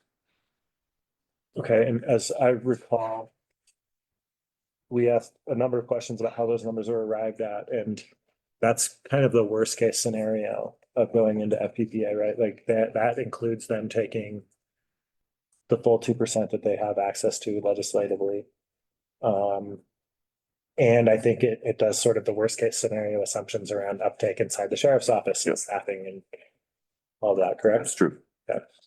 And Mr. Chair, I also would like to mention part of the rationale that has been offered by the sheriff's office to enter into the FPPA is the ability to attract hires from police departments, mostly municipal police departments in Colorado who already participate, but not just applicants, seasoned applicants, experienced applicants. Because what you'll find is in many police departments, you'll have people who have been in those police departments for 15 years. So they've invested 15 years of their time into FPPA. And if they choose to finish out their career, they will lose the full benefit of participation in FPPA if they move to an agency that doesn't contribute. So that even though we are able to fill, lately we've been able to fill sergeants' positions, they are not necessarily positions with people who have tremendous experience. And as the board heard this morning, there are occasionally deficiencies that come with lack of experience. And it would be advantageous from a variety of standpoints, including a legal standpoint, to have people with with good experience, extensive experience, and to broaden that pool. So I believe that's probably one of the main reasons that you'll find that the sheriff's office is advocating this. The actual benefit that they receive in terms of their retirement doesn't significantly change here from what they already have. So I'm just adding that from the legal standpoint, it's something to consider. Okay. Randy, Mitch? Questions? No questions. No. I would reiterate that this gives us the ability to put it on the ballot. Doesn't mean anything's going to necessarily move forward until all the ducks are in a row. And if it's not successful this time, we'll try again. Or a future board will try again.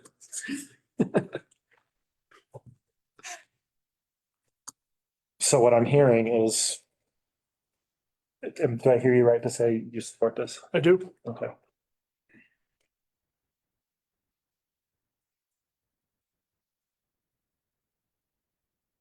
I've been thinking probably too hard about this one.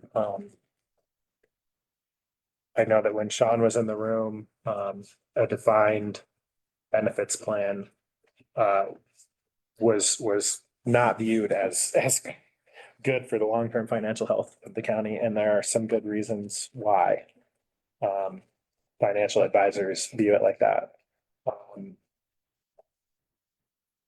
I have a little bit of a different take. PPA appears to be healthy. It appears to be a system that a lot of law enforcement agencies are able to afford. And we've been hearing for years from the sheriff's office that this is something they'd like to look at. It makes sense to me that being so close to the metro area where there are so many deputies that currently receive FPPA, that without offering it here, we're giving people an incentive to leave as fast as they can. And we're not creating an incentive for people that have built up really any time within FPPA to come up here. So I do think this is something that we should look at as a county start to be more clear-eyed about our retirement benefits in general and our wage competitiveness in general. I think this is an avenue we have to explore.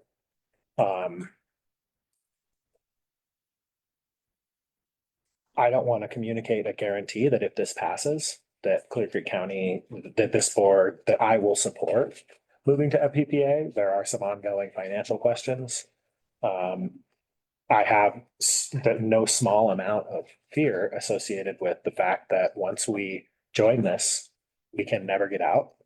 And what we have to pay in is out of our control. That's a conversation I'd like to continue to have with FPPA, possibly with the legislature, et cetera. But I do think that this is a reasonable step to just ask the voters for permission to consider this. I hope the voters view it as giving us options to provide better for our law enforcement and attract our law enforcement and retain our law enforcement in a better way.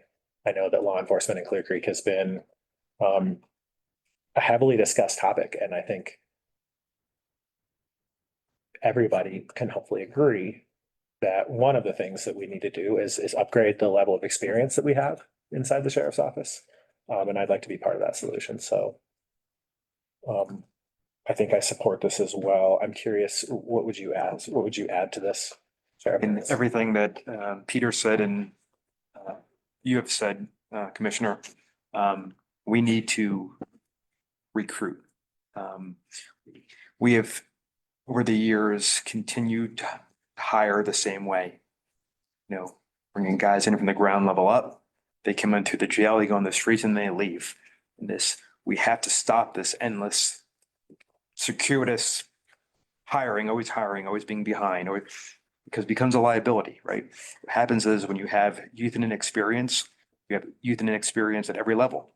That means you're forcing people into supervisor roles who may not be ready. That means you're forcing people on the streets before they're ready. So we need to look at our ability to retain what we have so folks don't leave after we train them, but to, as you said, to also recruit from Denver Metro, recruit from out of state, recruit from other parts of the state. There are law enforcement officers that want to get out of working in the big city, that still have fire in the belly. They still want to do good police work. They still want to be engaged in their community, and they want to come here. But what they're not going to do is come here for $15,000 or $20,000 less, and then also lose their retirement. So we have to not just address, we often address symptoms of problems. We need to address the root causes of the problems. One of the root causes of our problems is lack of pay parity and a lack of a pension. And I think this is a step in the right direction.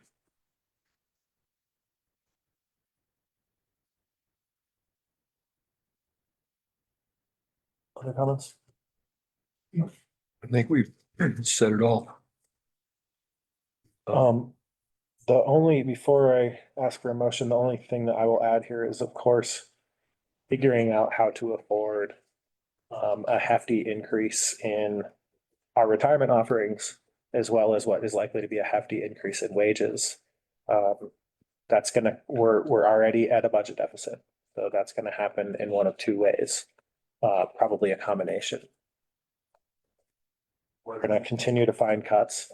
I'm proud of what we've done on this side of the house to find ways to continue to do business with less. I have not seen a big find come out of the sheriff's office yet. I believe we need one. I believe there's something like what happened when we hired an HR director who landed on a basic daily, the annual task of HR directors, and discovered almost now $700,000 a year in savings from doing that. There has to be something like that inside the sheriff's office to help fund some of this. What's going to fill in the rest of the gap from savings is, of course, a tax increase voters approve. And so I want to be very clear-eyed about what a decision to increase retirement savings would look like, and that would need to come alongside finding some savings or figuring out how to pass a tax increase. So I hope that that's something that your team is on board with. And I just want to discuss that a little bit here and Sure. your response to that. Yeah, I mean, we put a premium on, looking at outdated contracts, new contracts, how we spend money, how we spend fuel, how we contract with maintenance. And so what we have saved a ton of money just on the way we fuel, just in the way we're looking at our maintenance contracts. Now, those are not big collective $50,000, $60,000 savings, but we are instilling a culture here that we spend money like it's our own. Like the taxpayer dollar is our own, not like, oh, we have a blank check. So the mindset here is changed where it's, and so in the hopes that when the mindset changes, that we continue to save money in all our contracts, whether it be in the facility, whether it be on the street, whether it be how we look at vendors and such. I don't know if there is this big collective savings. And I say that because we are so far behind the curve. Our technology is behind the curve. Some of our training is behind the curve. So, and that costs money. What I can promise you is that when we come to work every day and we have Captain Mark Wart and his division running our budget, we have these budget meetings once a month, and we're looking at where we are in terms of last year, where our spending rate is, where we look at those things all the time. And it is an emphasis that, that we, I said, we put a premium on trying to save the taxpayer money and trying to be smarter. I don't believe that culture here existed before. I believe it was, this is the money that the county gave us. Now it's our money and we will spend it. Now we spend it wisely, and we look at, and at the very ground level. I said, even, it may seem silly, but even the way that our patrolmen fill up their vehicles, right? If we're able to save $10 or $12 on a tank of gas throughout the course of a year with 15, 20 cars, that's a lot of money. And that's the way we approach things. Good. Thank you. Sure. So I think just to be very clear, what this is asking the voters to do is give us permission to consider entering into the FPPA retirement plan. It is not a promise for this board to do that. And I hope the public watching this and think about whether they would vote for this or not might know that this is giving us options to try to run our county in a better way. And that the solutions to actually accomplishing that are down the road. Have anything else to add? Well, I would hope that we know that we're putting it on because we think there's a real viable possibility of doing that. And that it's an issue that's facing us both in the sheriff's department and across the organization. It's not just the same principles hold true for everyone. And we wouldn't be saying yes to put it on the ballot if we didn't think it had potential. So I want to be clear about that. and not leave the impression that, you know, we're not going to do this thing or anything like that. And I don't think you've said that, but I just want to make sure that the public's clear, both on the fact that it may not happen, but on the fact that we wouldn't be doing it if we didn't think it had a lot of good potential. And we'd like to have the option in front of us. We'd like to have the flexibility to be able to do it. That's important. Okay. I agree with that. Sure, I move that we approve resolution 24-60, resolution submitting the eligible voters of Clear Creek County at coordinated election on November 5th. The ballot issue we've been discussing to have the potential to move to the FPPA. Second that. Just direction to clean up any Scrivener's errors like the one I mentioned. Yes. Thank you. So move. Okay, we've got a motion and a second. All in favor? Aye. Aye. Aye. Okay. Appreciate it. Thank you. Thank you. Thanks, guys. Thank you, gentlemen. Thanks. I'll get it over to.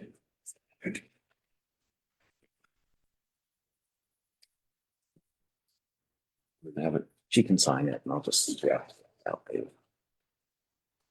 Okay, next on the agenda is consideration of approval of asphalt pavement for the south lot of the Floyd Hill parking area with Stoy Streepy. Now I know why you're here, Mark. We've got him online. He's a panelist. Okay.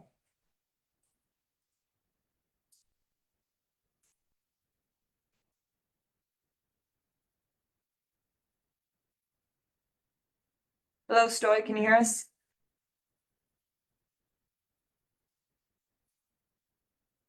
There we go.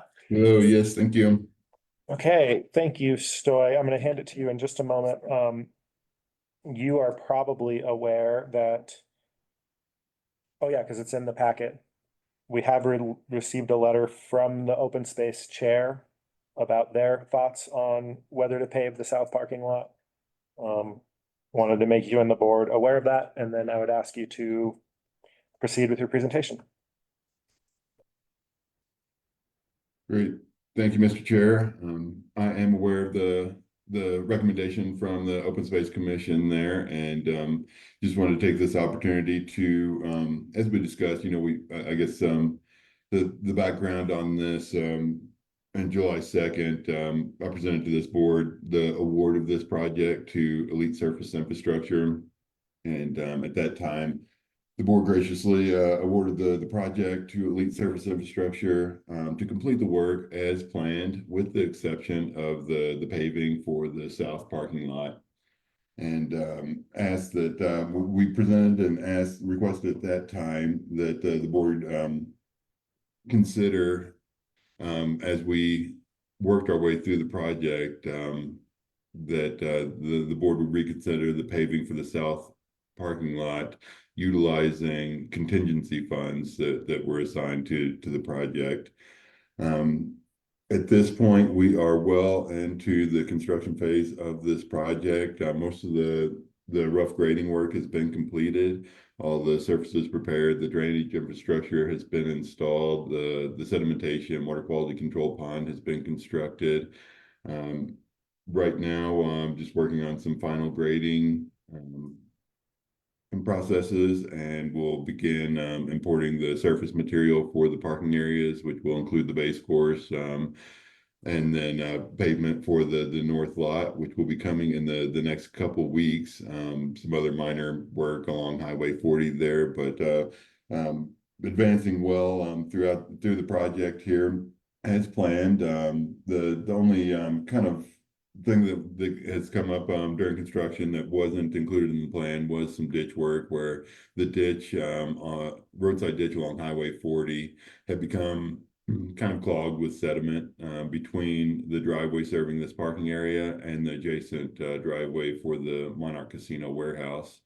So we have authorized the with CDOT's permission, have authorized our contractor to remove all the sediment from the ditch line there. And so we did authorize that as at a cost of $7,000 to include the grading work, the removal of sediment, exporting that from the project area, and the necessary traffic controls for that for a total cost of $7,000. And so out of the roughly $85,000 contingency fund that was assigned for this project, we've authorized $7,000 for this additional ditch work. That leaves roughly $78,000 remaining in contingency funds. There's certainly potential that another aspect of the project could come up that we would need to utilize those contingency funds, but no big items are anticipated at this time. And based on our original bid proposal from Elite Surface Infrastructure, the cost of paving and striping the south parking lot is approximately $26,000. So it's still adequate funding left in that contingency fund to pay for the paving of the south parking lot. Staff is continuing to recommend that be paved in order to abide by the typical standards for parking area design, as well as reduce the long-term kind of maintenance concerns associated with the parking area there, and provide for just a more useful and safe parking environment. And that is why I'm presenting this to you today, is just to allow the board an opportunity to consider the paving of the south parking lot. And again, that's at a cost of $26,000. If we were granted approval to move forward with that paving, we would instruct our contractor to do so while they have their pavement equipment mobilized on site here in the next couple of weeks. And if the board chooses not to provide for paving of the south parking lot, then we would install that aggregate base course per plan there, and maintain that parking area just with the unpaved parking area surface.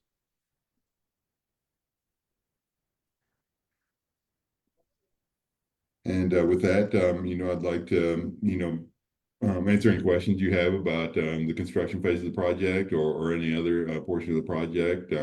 Otherwise, really, just would like to get direction from the board on whether or not we would like to pave the south parking area.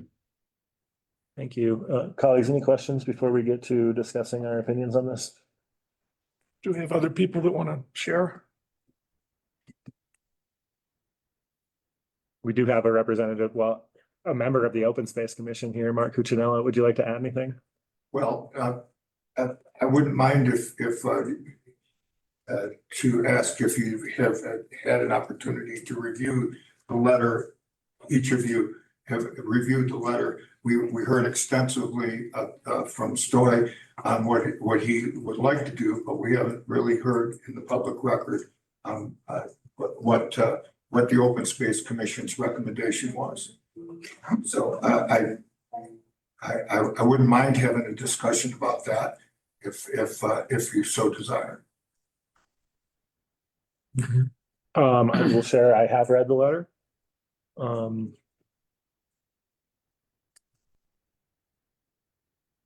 I think I hear you asking for a summary of the open space position. Yes. In writing, or not in writing, but here, so maybe I can just take a stab at that. The Open Space Commission has written a letter saying that they oppose paving either lot. Of course, the north lot, we already decided to pave. Reasons for that are they want those facilities to present a natural environment to visitors. They want open space lands to highlight the county's commitment to mitigation of climate change, including the use of permeable surfaces when possible, and the limitation on petroleum-based materials. And the third reason being the reduction of the cost of the overall project.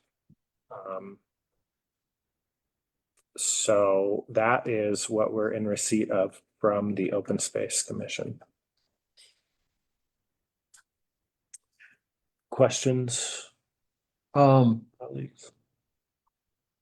Stoy, when we discussed the north lot, I remember asking the question and getting what I thought was a fairly clear answer, that the cost of pavement cradle to cradle is it's close, but it's probably a little more than the cost cradle to cradle, as opposed to cradle to grave of a gravel lot.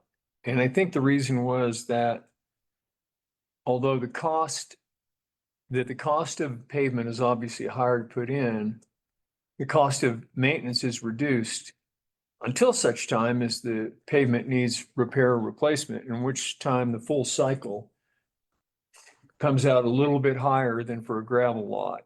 There's more operational cost to maintain a gravel lot, was my understanding.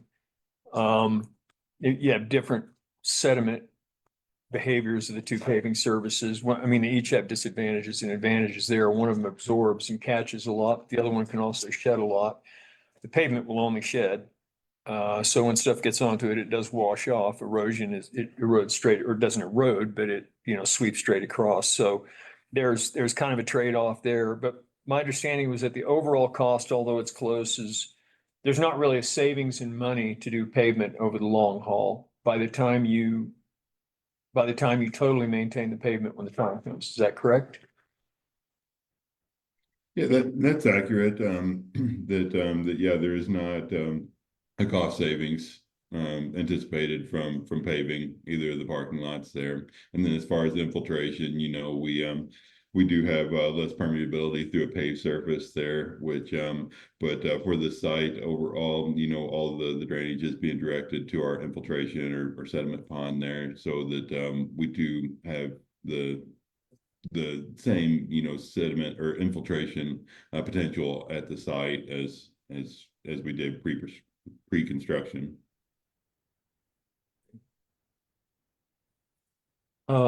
I don't know if this is a question portion rather than discussion portion now, I think. Is that correct? Any other questions? Yeah. Yeah. No more questions. I don't think I have any other questions either. So let's discuss, what are our opinions on this? Who wants to start? I'm probably going to vote against it again, as I did last time. I think the reason is because the one I just stated. I do buy into, I know when I was studying for my lead certification, pervious paving versus impervious wherever possible is a real thing. And it's perceived as of course, you can look at, just like all of climate change, you can look at any one given spot and say this won't affect anything. But all of the big stuff is just a lot of little stuff connected together, a lot of pieces that aggregate to the sum total. And so you can nickel and dime yourself to death waiting for the right time to do the right things, even though they're tiny little things. As I said, I have used a lot of Jeffco open space. I have found them predominantly, consistently to use impervious, not everywhere, but for the most part to use impervious pervious paving as opposed to asphalt. And where they have used asphalt, I spent a lot of time dodging potholes in most of them. But, it's just the nature of the beast, I guess. The other thing I'm looking at is I hear this is a question here. Where are the funds coming from to do this? To do the paving? Source of funds? So we have several funding sources for this project, primarily grant funded through the GOCO grant, and then with matching funds from our Open Space Commission, with contributions from Jefferson County Open Space as well. Okay, and the other thing that just kind of, for me, that's what I thought, was that it's primarily open space driven, and then a grant matched from the open space departments. That lot's been there a long time, and I've used that lot. I've used it as a park and ride, used it for a lot of purposes. I know I've heard the complaints of the citizens on the hill with the recreation assets there, that recreation parking is spilled across the interstate into that lot. But I don't know that it's primarily the fact that it happens, the de facto use of it at this time has a large recreational component, to me, I still see that as a parking lot that's, it doesn't seem, it seems like it's less of an open space asset than it is a ride stop asset, which it has been for decades for the people on Floyd Hill. So just generally, I also take the open space recommendation very seriously. I don't like having unanimous boards recommend things to us very strongly and have us override them without extremely compelling reasons. And so I think I'm going to be opposing this again this time, and the chips will just fall where they fall.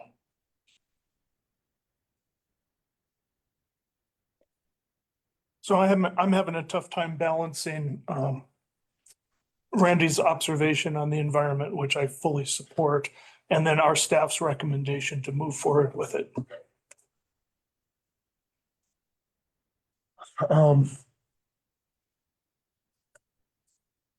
I supported paving the north lot for a couple reasons. One is that I think the mix of funding meant that dollar for dollar, it was the dollars coming from the outside entities allowed us to basically buy a bunch of maintenance right away. And have that maintenance not be an ongoing job of our road and bridge team, which I believe is already has enough on their plate. When I look at the memo and I remember those funding sources, I think what we're talking about now is the marginal impact is on the open space fund. It's $25,000 of open space money to have this paved, or no money spent and it's not paved. I don't think I think because the grants have already been expended, I think that's what we're looking at with this marginal cost. So I'm looking at it a little differently. I kind of like the idea of doing some performance monitoring of these two surfaces and learning as we move forward. This might be a mistaken way to go about it, to try to like get a little bit of the bad from both decisions, and having the road and bridge team have to go up there and maintain this south lot if we don't pave it. But I do like the idea of just being able to see how these things really perform financially and with respect to just the management of the site by having one not be paved. So I think that's kind of where I'm leaning today, is to choose not to pave it, save that money, ask staff to treat this like a little bit of an experiment and take observations for how these two different lots perform. It could be the next time when that north lot is up for its next big scheduled maintenance, we'll have some better information, and this can inform the broader conversation we're trying to have, which I view as kind of a new conversation about whether these recreational lots should be paved, in what context they should be paved, et cetera. So that's kind of my rationale for right now for thinking we should not pave the south lot. I'm not sure you'll get the data that you're looking for without more formally requesting something happen. Yeah, I'm thinking that you're going to have to account for you're going to have to rigorously account for all the costs associated with each lot. And wait about 10 years probably, and hope that somebody remembers they were doing that 5 years from now when they've got other stuff to do. That's my guess. And I'm not discounting the principle at all that you're pointing out. This is an opportunity for us to see which one's worse than the other one, or which one's better than the other one, depending on how we frame it. But well, and I don't think the data I'm looking for isn't what cost more, right? I think, we're as close as we can be right now. They're saying that they probably cost about the same. It's a matter of, when do you want to pay for the work? How are you scheduling the paying for that work? Can you put together a team to do that work if it's a regular ongoing task, et cetera? So I would welcome, well, I won't be here, but I think None of this us. conversation can benefit from Open Space Commission observations about what happens on these two parcels that are being treated differently. if we were to pave it, by the time it was paved again, I probably won't be here in the very general sense, but in any case. Hey, Story, can you confirm that the cost for this would be coming straight from the open space commission's funding as opposed to pieces from grants? I'm sorry, Commissioner, I cannot. I know that there was some additional discussion with Jefferson County Open Space with some of our staff that I'm not privy to. I know that they were being asked for additional contribution on this as well. So I'm not sure if they have been approached or have agreed to contribute any of that additional cost or not. Is Amy? And you fully invested the GOCO funds? I can't represent that accurately either. I'm sorry, I'm not as familiar with the funding portion of this project. Amy's watching right now. I wonder if she can answer. Yeah, she's got her hand up. I promoted her to panelist. She's just got to accept it. There we go. She's coming. I'll describe my rationale for thinking about that while she comes on. I remember the table from the last memo showed that the grants were paying for all of this stuff and we were approving a use of open space funds for contingency. And we're going from that we're using that contingency. So this is coming out of contingency then. Yeah. Right. That's a good point. Amy, what would you have Yes. for this? Hi there. I'm just looking for my exact spreadsheet, but I mean, it's a little difficult to nail down which bucket of money dollars come from in general, but and we are right now asking for an additional $50,000 from Jefferson County to that we don't know whether we'll get or not. We've asked, we're submitting an additional grant. And so while I guess it is true that the amount of the difference between the total cost of this project and the total funds available will be covered one way or another by the Open Space Commission. As of now, the Open Space Commission had previously, prior to this conversation, approved $140,000 to contribute to this project, and then subsequently approved up to an additional $92,000 to contribute to this project. And then we have the original GOCO grant, the Jeffco grant, and then those two allocations from open space funds. And then the subsequent grant that we are seeking from Jefferson County is for an additional $50,000. So that's clear as mud. It's a little difficult to tell exactly what, which money is coming from where. I feel that the $140,000 is a certainty, and what the $92,000 acquisition that the Open Space Commission made, whether all of that or some of that will be needed, depends on a couple things: the total project cost at the end of the day, and the second Jefferson County grant application for $50,000. Thank you. Okay. Other thoughts? The commission was appointed to do a job, and, I don't think spending all of their pennies is necessarily the best solution. Just because it's there. Yeah, just because it's there available. So from a process perspective, I think this is an ask for direction, right? Because the money has already been appropriated. We're not taking action here. And I think the direction you're hearing is that the board would rather us not use contingencies to pave the south lot. That's our direction. It's an action session, so you could make a motion to deny approval. That would be more appropriate. Okay. All right. I move that we deny approval of paving the south lot on the Floyd Hill parking area. Second. Motion and second, all in favor? Aye. Aye. Okay, motion passes. Did I make a final statement? Thank you very much for your consideration of this. And Story, we respect your opinion on these things deeply, and we are assured that the parking lot will be in good condition because of the site work that's been done.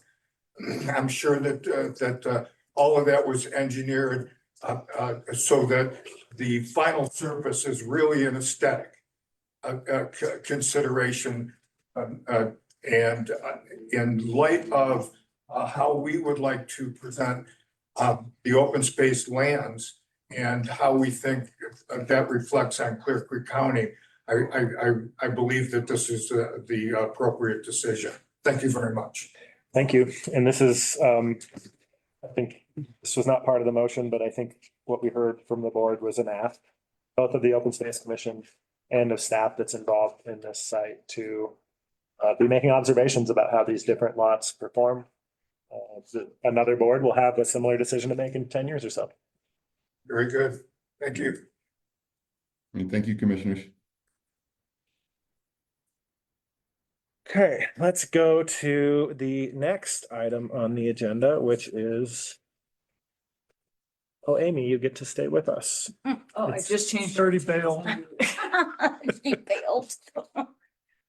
It's a work session to discuss the multi-jurisdictional housing authority intergovernmental agreement. Sorry, Amy.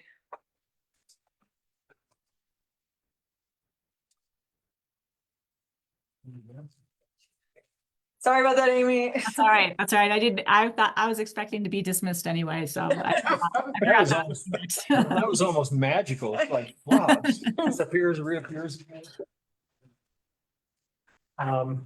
Okay, well, thank you for being here for this. We're here to discuss the draft IGA to create our multi-jurisdictional housing authority.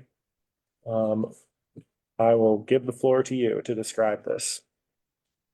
Okay, thank you. And Brian, I may ask you to weigh in as well on this. You've been rather involved in this most recently. Today, we are having a work session to discuss the review and consideration of a draft intergovernmental agreement for the formation of a multi-jurisdictional housing authority. As I think all of you commissioners know, and many in the room know, but for the public who may be hearing about this for the first time, this multi-jurisdictional housing authority, I'll be brief here, is the result of several years, really 3 years of work, 3 or 4 years of work, starting from 2021 when we reviewed the 2018 housing needs assessment and recognized that the items recommended in that report were too extensive to act on. And so we reviewed that report, had a community engagement process, and came up with some key steps to take to help us act and move forward on housing. One of those steps was to form a multi-jurisdictional housing authority. In the last couple of years, with the help of a DOLA grant and a partnership with Idaho Springs, we've been working on the process of forming a multi-jurisdictional housing authority, collaborating with the 4 towns in the county to discuss what are the key elements, what would that entity need to do, what would its key tasks be, how would we fund that, how would we staff it. And that was part of a project called A Clear Path Home. That project also included 2 other elements. One was a public education campaign called I Say Yes. And another element was a zoning code review of all the zoning codes in the county, the 4 towns and the counties zoning codes, to ensure that they did a good job to support each entity's housing goals. And so this document that you have before you is a draft intergovernmental agreement that addresses the governance structure of that multi-jurisdictional housing authority. It talks about the board of that intergovernmental authority, of that multi-jurisdictional housing authority, and it also includes some appendices which outline the partner contributions of each of the 5 contributing partners, and some background on how those contributions were determined. what the factors were, what the considerations were in developing those contribution levels. It also includes a budget for the first year of the multi-jurisdictional housing authority that would start by being staffed by an executive director. This multi-jurisdictional housing authority would really be a housing department in some ways that all of the entities in Clear Creek County collectively fund and collaboratively run through a board that has representation from all the contributing partners.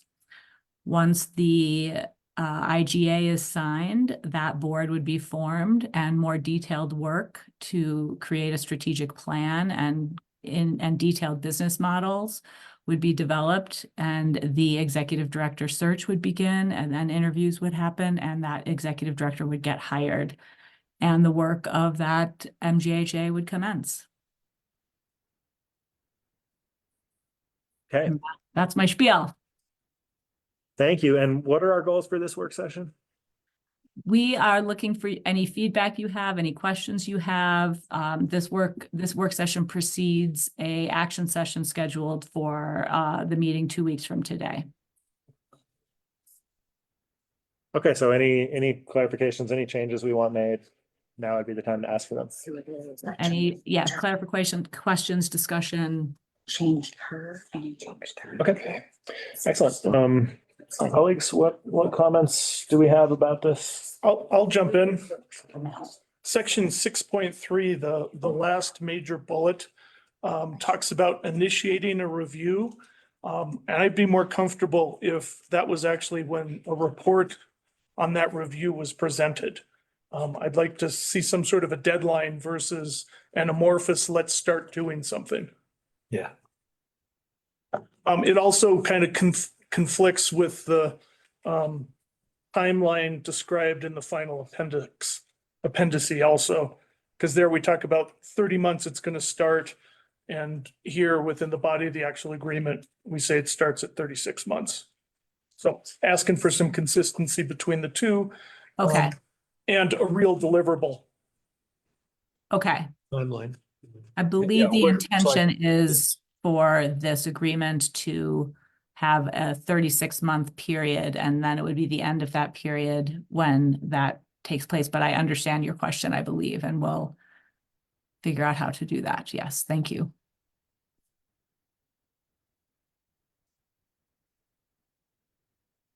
So am I understanding you right? Rather than this language saying it shall initiate a review, it shall complete a review. That's Or present a report on the review or something like that.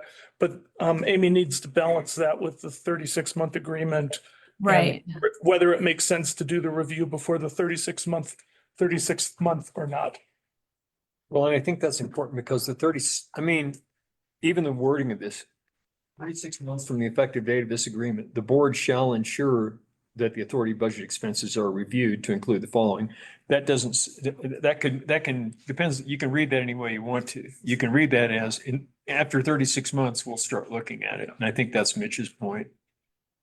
Yeah, I'd like to avoid that because it doesn't say they ever have to actually report back. Done. Well, there are sections on reporting in here, of course, but. Yeah. Okay. Yeah, what do Thank you do with it? What do you do with the review then? Yeah, what's the process? Thank you. I think that's very important because that, especially this first round, when this period ends, the process asks the contributing partners to reevaluate each entity's variable contributions, which could have some contentiousness. Some entities' contributions may be increasing, some may be decreasing. So that process really does need to be well-defined and very clear. So we don't add additional gray to that process. So thank you for that observation, Mitch. Commissioner Houston.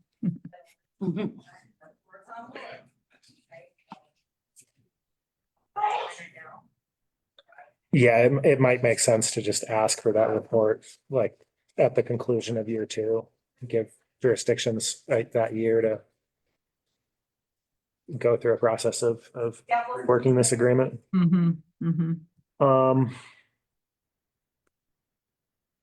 I had a comment on section 1.4 local autonomy. It's on page 4. I'm a little bit unsure. I think we need to spell out what this process could look like. It says each contributing partner retains ultimate control over housing projects and programs initiated within its jurisdiction. Approval from the local governing body of the jurisdiction in which the projects are located is required following a public hearing and adherence to local planning and zoning regulations. So this is unclear, and I think it needs to be clear what this process is. And are we talking about all programs? Are we talking about a program like, do we need to go to, I'm going to pick right now the town of Idaho Springs. If we want a program connecting people to LEAP programs, do we need to ask the Idaho Springs Town Council to conduct a public hearing and authorize that? That's a really good point. Are we just referring to the land use authorities that exist right now and saying that like a project isn't going to be built without going through a land use hearing? These are some of the things that I think this agreement just needs to clarify. Does anybody want to suggest to me that how this language might not need to be changed can be interpreted in a way that is clear? Well, I'm not sure that that a housing authority project shouldn't have to adhere to any local land use process. I mean, it doesn't abrogate the need for land use process simply because it's generated from a multi-jurisdictional housing authority. Now, one would presume that would be part of the conversation that would ultimately culminate in a recommendation to build a project. That since they're all part of the multi-jurisdictional housing authority, they're going to be in the conversation about it, and that a land use, how do I want to say, a land use disqualification would have been resolved by the time you ever got to the stage of proposing the project. The community where it's going to be built would have to be involved. To me, though, this line leads me to another spot about local autonomy, which is the multi-jurisdictional housing authority a democracy or a consensus model? Do you vote? Is it majority rule? How does it work? Because there's definitely going to be a political problem when, let's say, the entire board of the multi-jurisdictional housing authority, except for one member, where the project happens to be proposed, they're the only dissenter that doesn't want to build it. I think what this does is recognize that that's a pretty hard dynamic to cross. How do you get there? Can everyone else vote to put something in Georgetown that Georgetown doesn't want? And then all Georgetown has left is, or you can pick any of the towns that say that, or anywhere, the county, for that matter. How do we cross that political bridge where everybody's got to be on board to start with in order to even be successful in getting it built? I mean, you can't have I don't think you can have everyone else except the home where the project's going to be built decide to put something in that place that place doesn't want. Right. I go all the way back to let's make Idaho Springs a gambling town from 1991 and 92. So When I hear that, where the state's going to vote to make you a gambling place, whether you want to be or not. I mean, I think what we need is we just need to tease out the difference between a project and a program. If what we're trying to do is just acknowledge land use authority and say that, you know, it won't build, the housing authority won't work on projects that don't meet basic zoning requirements or something. Maybe, I don't know what the language should say. I just know that what it does say is not precise. Well, I agree that projects and programs could be defined someplace, and I'm wondering rather if striking the words "and programs" from 1.4 would then meet your needs. I still would like to know, like, is this requiring an additional public hearing, something outside the land use process? Is this just referring to the existing processes? If I was trying to read this and understand what it was telling me to do, I just wouldn't be able to. I mean, my read of this is the intent is to not, is that we have to adhere to the local land use process of Right. individual communities. Right. I don't think it is wanting to say more than that. Do you agree with that, Amy? Yeah, I definitely don't believe that there's ever been any discussion to add any thing like that at the multi-jurisdictional housing authority level. And I think that the discussion that I'm hearing you have, commissioners, is helpful and a good observation about this particular blur, because I think the projects and programs is the exact distinction that we need to make here. And where, you know, projects are likely governed by zoning code in the particular jurisdiction. And so it would be that process. And the MJHA is not looking to or seeking, or nor is this section trying to state any additional process or authority related to the local zoning codes. And but the programs, you know, I don't think they're looking for authority, but I think the relationship that a jurisdiction has on a program is just slightly different. That's buy-in and permission and collaboration, and a lot of any program that the MJHA is involved in is likely to be a collaborative program. It's likely to be a program that is something that benefits expressly by being done in a collaborative or at least a coordinated way. That, because that's really the only reason why the multi-jurisdictional housing authority would be involved in it. The other reason the multi-jurisdictional housing authority might be involved in it is if it was providing needed capacity to the municipality or to the government entity. Yeah. So maybe what makes sense to me is to describe what the housing authority would do if it was doing something that a jurisdiction didn't want it to, right? And maybe what this clause could say is like, upon written notice from a jurisdiction, the housing authority will cease any activity that said jurisdiction doesn't want you to do, or, you know, something like that, that talks about in a way that's clear the rights that a jurisdiction has about activities that the housing authority is taking within its jurisdiction. Up to what point in a timeline, according to what due process? The first thing I think of is, well, we have witnessed a person or two in a city, in a town government or a county government or any of them suddenly decide they don't want something and try to stop work on a project, as an example.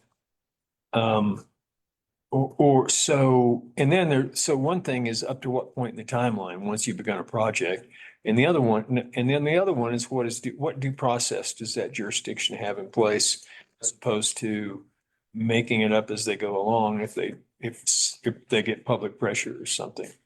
We're all subject to that public pressure.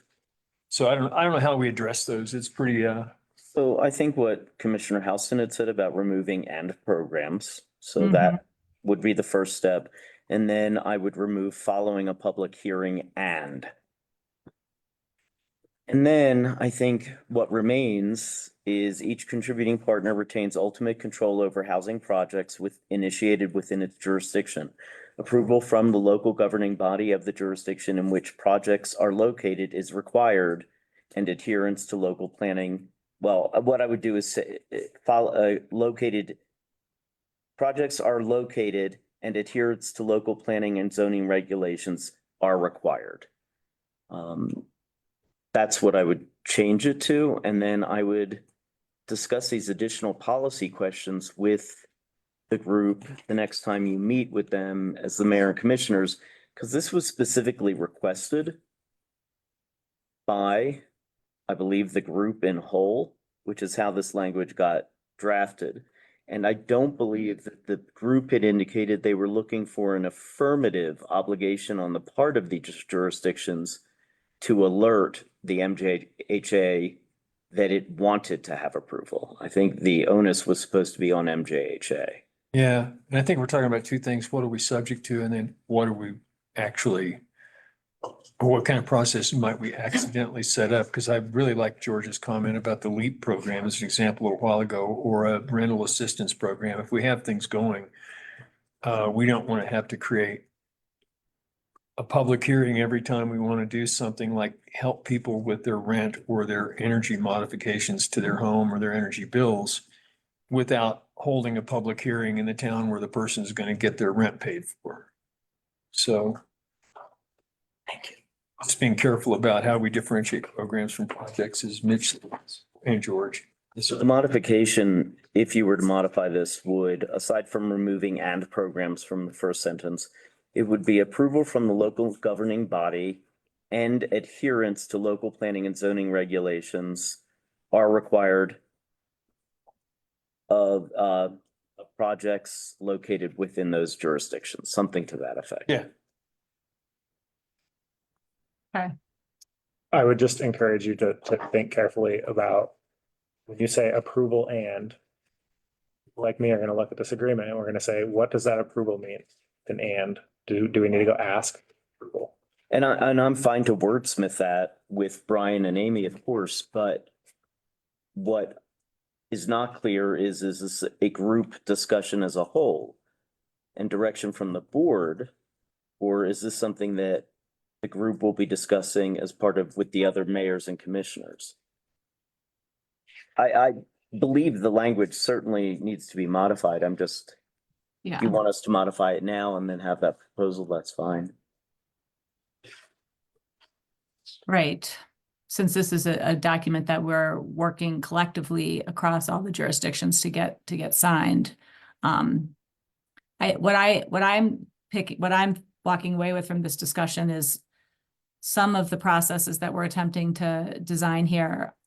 What's really emerging in my brain is that there's going to be some pretty significant differences between the way a housing project is supported by the MJHA and kind of moves through the system and the way a collaborative program moves through the system. And I think a lot of the things that we're talking about housing projects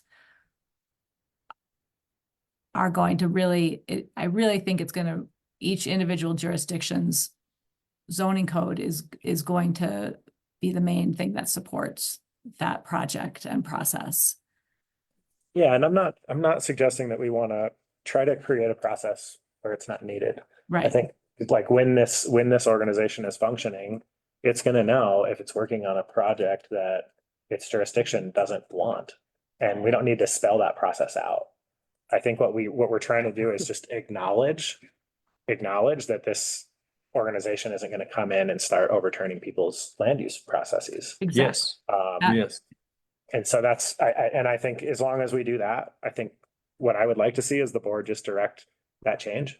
Okay. And because what I recall from the last conversation is that there was agreement that some clarity here would be helpful. And that we're not trying to create a whole process out of whole cloth and write it into this agreement. This is very similar to the conversation we had earlier about NOCO, just Yep. make sure we know. And the members who are not in agreement will be, you'll know very early in the process that they're not in agreement. And I don't think I have any other Okay. outstanding concerns.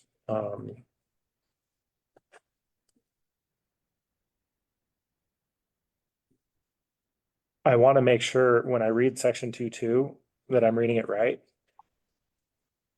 A resolution passed by a majority of the board after some public process could either expand or contract what it's allowed to do under not under statute, but if statute changes and housing authorities gain some ability, then the board could go through this process to authorize itself to do that. Am I understanding that correctly? Peter? I'm going to I need didn't- help to answer that question. Section 2.2. Yeah. So not having drafted this language,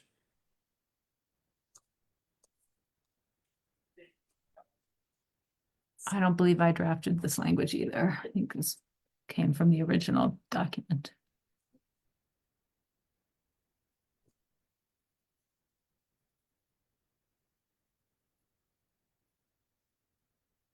You ask your question again. Yeah, this seems to be creating a process for the board to modify the powers that this agreement is giving it. This agreement is giving it basically every power under statute except for condemnation power. Right. Yeah. So if it thinks that there's something that statute says it can do that it doesn't want to do, it can go through a process to further limit its powers. That's correct, based Yeah. on restriction language. What I understand is it could also expand those powers if statute allowed it to. That's not how I read it because it specifically says the Board of the Authority retains the right to restrict the use of these powers. Well, Do you read anything that says expand in there? Well, I don't know. I read restrict to mean regulate, as in modify. well, it can, the state gives it a list of powers, right? And you can choose either within this document or by practice to not use those powers, Yeah. or both. And you can do it on an individual case by case basis by simply not, by just giving it a pass. Or you can choose as an organization that these are powers you don't want to confer upon yourselves. But I don't think you have the ability to give yourself more power than the state gives you, do you? Let me just stop. Restrict means put a limit on, keep under control, Right. deprive, Okay. limit. Make smaller. Not restrict. I don't know how I could be more specific in language. No, that's fine. Thank you. Yeah, I was in a very unclear way trying to state that this was clear to me and I was okay with it. But right, Randy, I see, I'm with you on your point. I think that, right, we wouldn't be able to expand the powers. Yeah, that The last part kind of got statutorily lost there. defined Yeah. agency. We can't give ourselves more power than the state gives us. Correct? Correct. And we did remove the section in the agreement that said or expand. So I did look at that actually, because it said restrict or expand. And we removed or expand.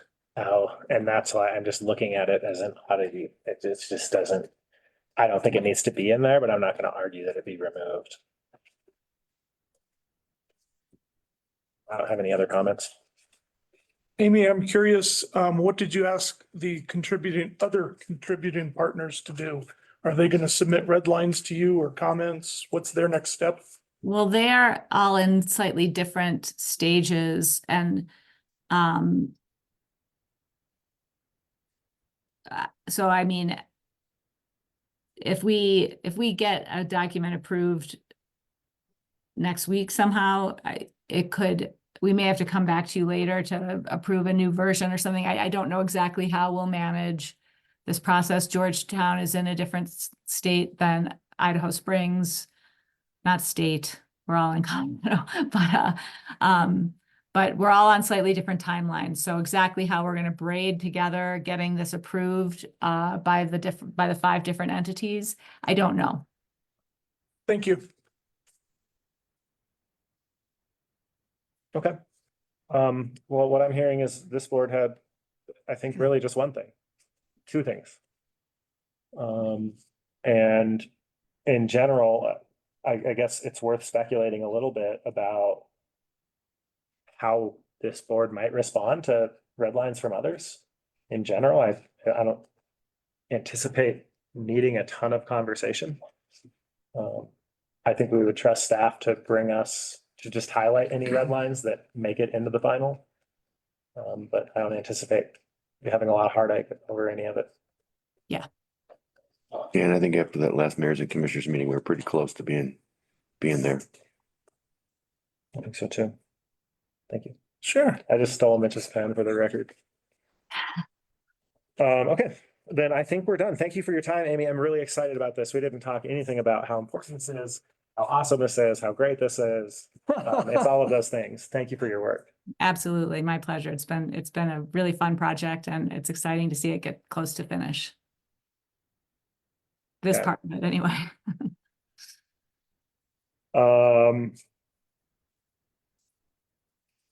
Should we take a break or should we keep going?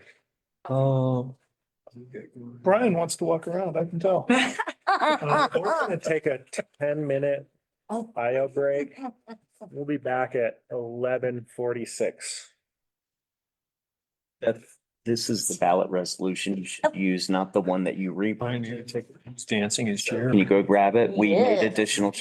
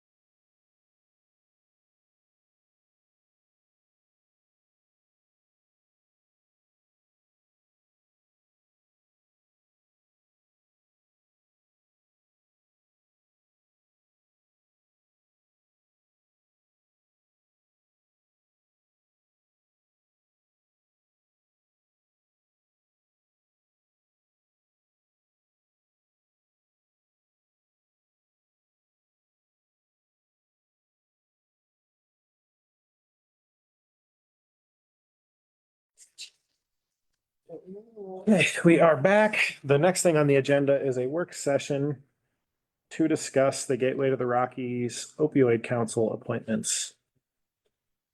Peter, I think I have you listed as presenting this to us. Yes, so I brought this to your attention because every 2 years from the date of last appointment, the board is required to appoint a new alternate and a new sitting member of both a law enforcement representative on behalf of the county, as well as a court system voting member and alternate.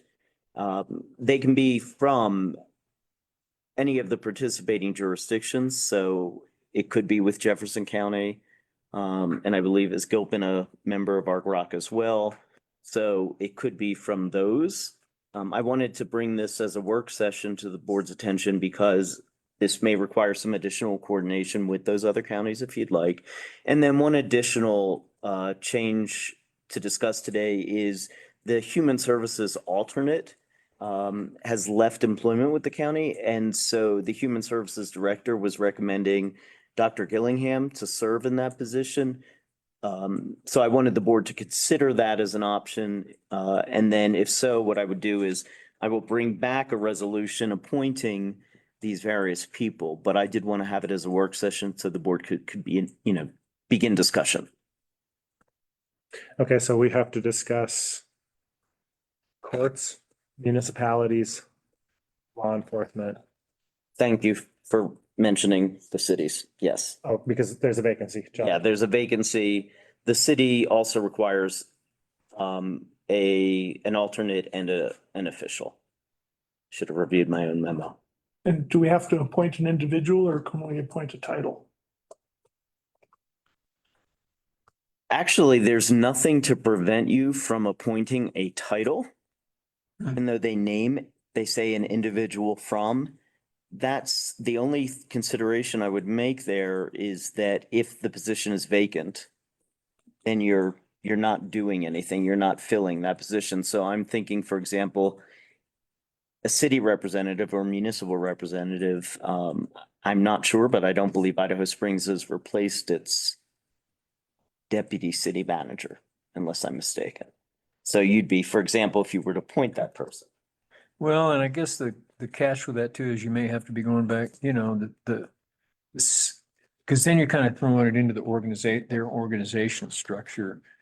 And, there's changes with how you allocate your personnel. So somebody might choose that we'd rather have our assistant city manager versus our city manager or whomever. If we make that distinction, it might be stepping too far into their territory.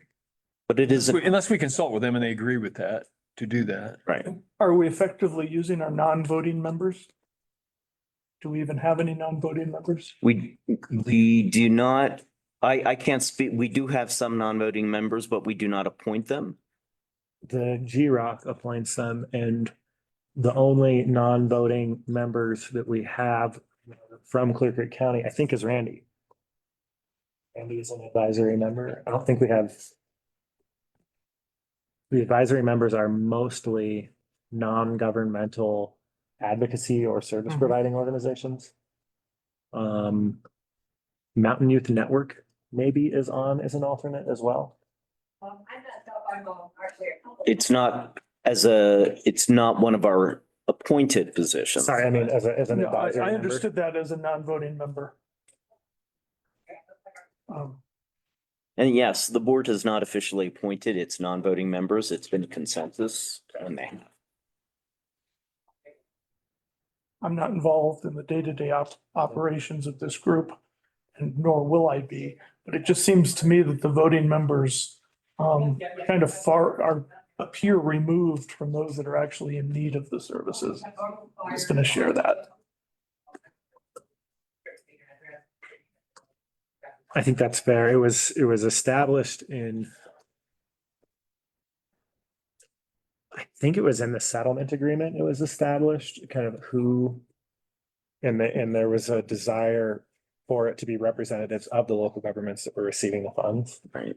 That's why all of those appointed members, there's a requirement that they be elected to or work within. And noted that. Justin, we change anything. I just wanted to share an observation. And you'll notice in the memo, I did highlight, for example, in the law enforcement and the city representatives, and I say city because that's how it's referenced, but we're referring to municipal. There's an intent in the agreement that they rotate. You know, for example, Idaho Springs to Georgetown to this. It is not a requirement for either of those, but it is the intent, whereas the court system does not have that specific language where it's suggesting rotation. And, okay, so let's take these one at a time. Let's talk about, first off, let's just talk about the county one. I don't know who our alternate is. I don't know if we ever appointed an alternate. I would love to continue to be the county's rep to this. Yeah. So I will open up the original appointment resolution. Thank you. So that's one thing to think through. We may have done something like name the county manager the alternate. I just don't remember. I'll tell you that in a second. While he's looking that up,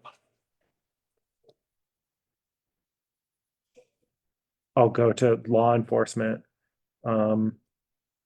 It has been Heidi McCollum, our DA, our district attorney, who's been the law enforcement person. I could see us just deciding to reappoint her. I could see us deciding to have a conversation with the sheriff's office and other agencies in Clear Creek and asking for interest. Because she's actually representing Clear Creek in this case. She is the Clear Creek Not County the law district. enforcement representative, yeah. Right. And thank you for mentioning the county alternate voting member. We did appoint a county alternate, and that individual is Sean Wood. So we do need to replace that position.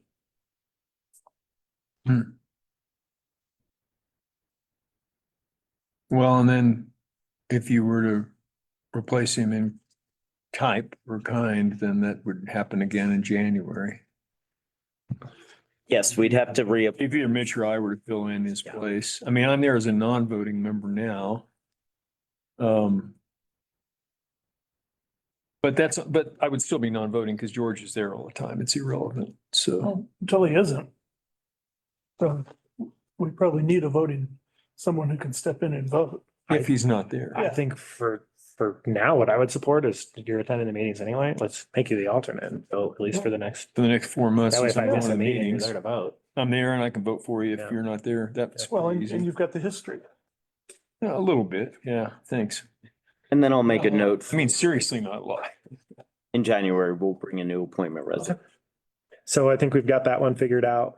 On law enforcement. Haven't spoken with Heidi, wanted to talk to you guys first.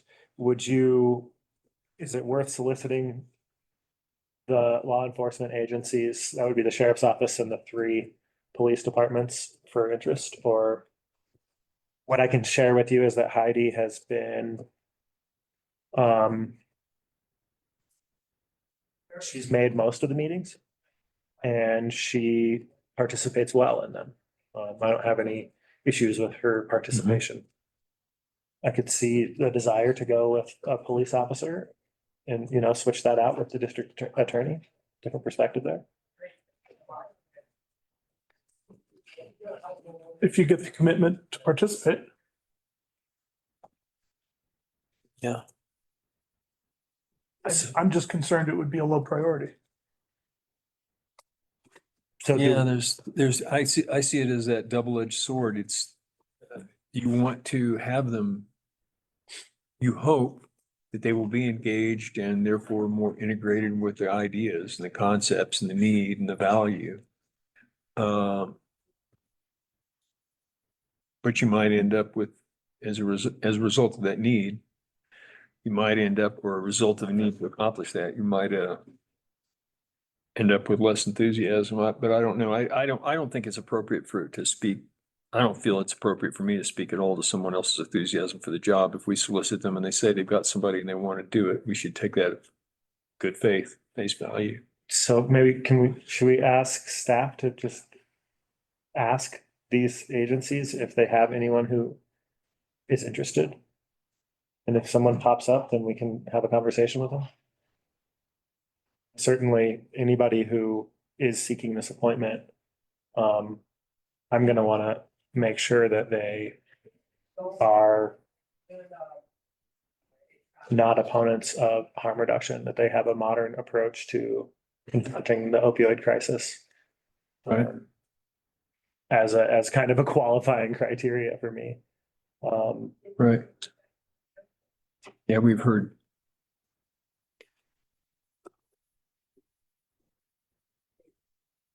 People state that they're ambivalent about intervention, crisis intervention, medical intervention in a medical crisis. And that's, you know, at some point I hit my wall. I've heard all I need to hear, you know? So can we ask staff to solicit that and then just ask interested people to just get in touch with me? Is that too much to ask for? Don't your appointments usually talk to somebody else first?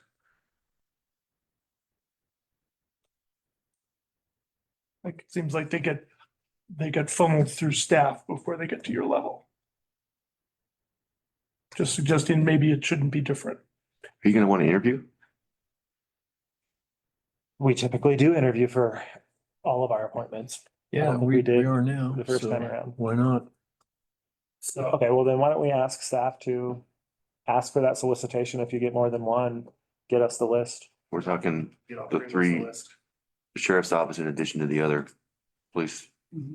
Yeah, Well, asking, yeah, I mean, the bond, whoever, it doesn't mean we have to interview one from each one. No. We have to find out if they may talk amongst themselves and offer a person, who knows, but I would think it would be important for reasons we just discussed to interview the people that come in and ask them.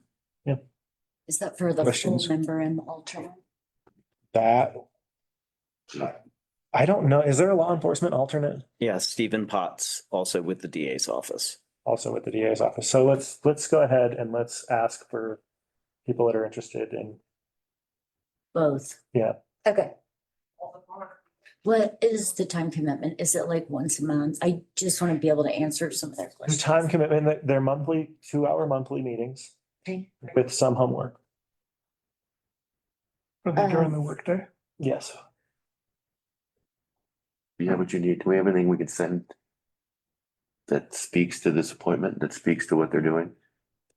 The reso probably I guess. does, yeah. I've got some documents on it. The settlement agreement. I would look at this IGA that's in the packet today and Okay. talks about. Yeah. It talks about what they.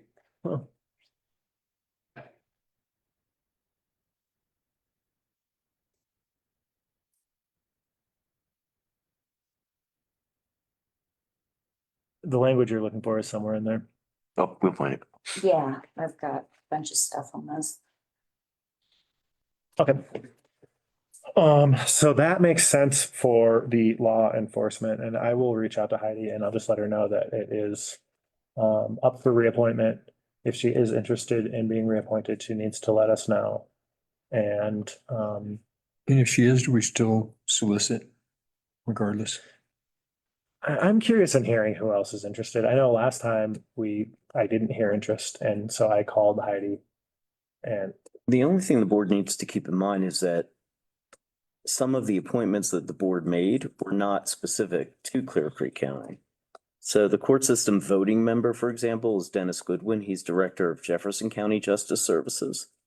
It's a shared position for all three counties. The alternate was Judge Jones.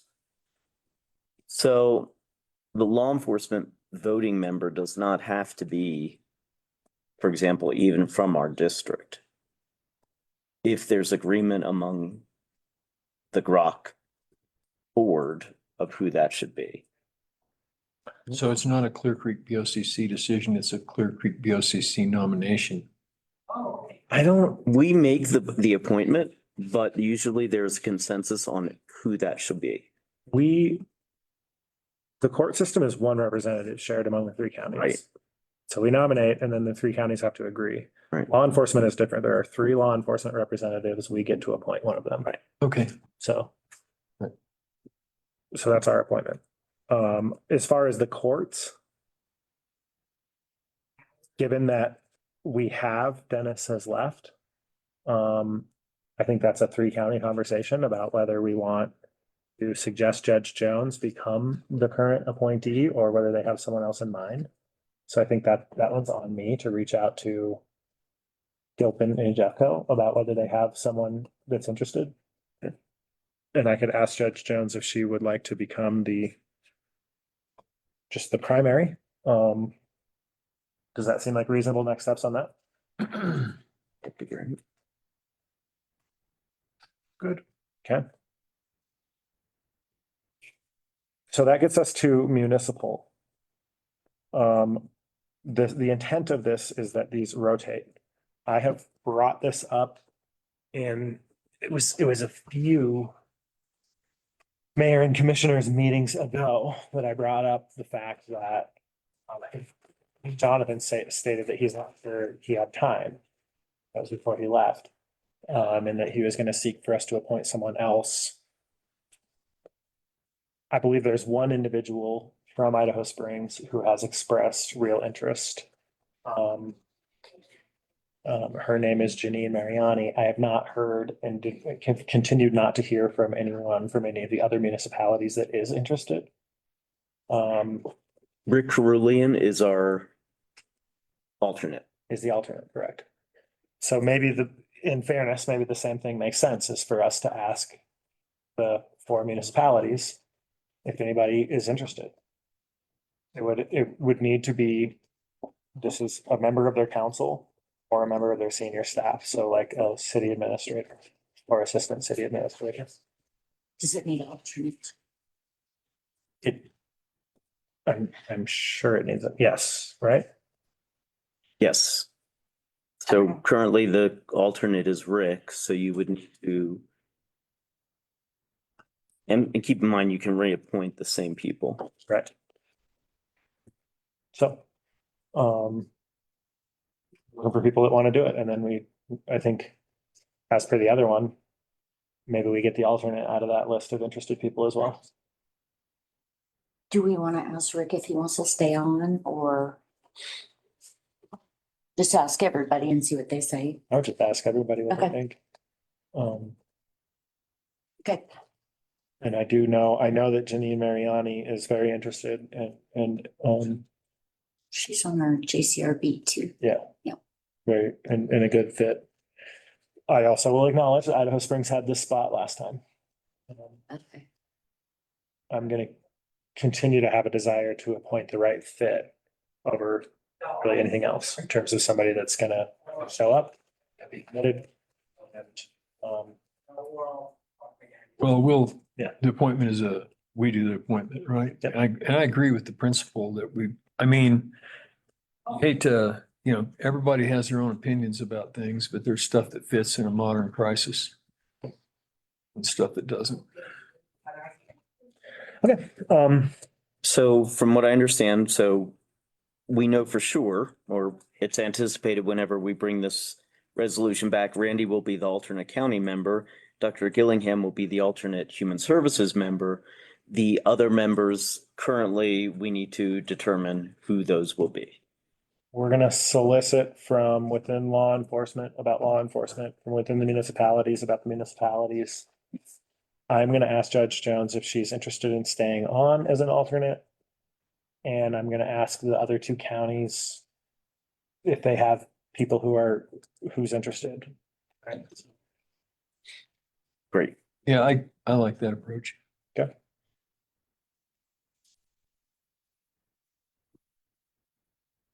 Okay, I think that's that.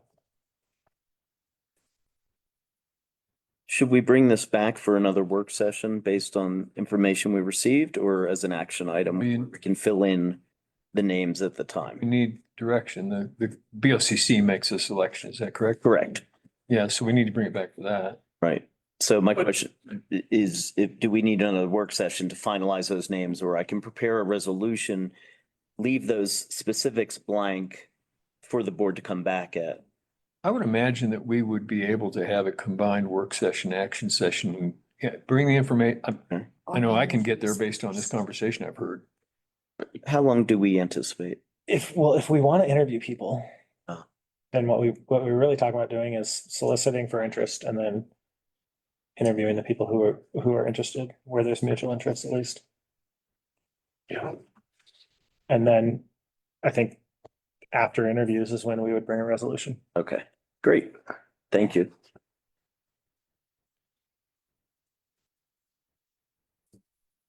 Okay. I don't think I have anything else on that one. Last item on the agenda is a work session to discuss the fire authority organizational review.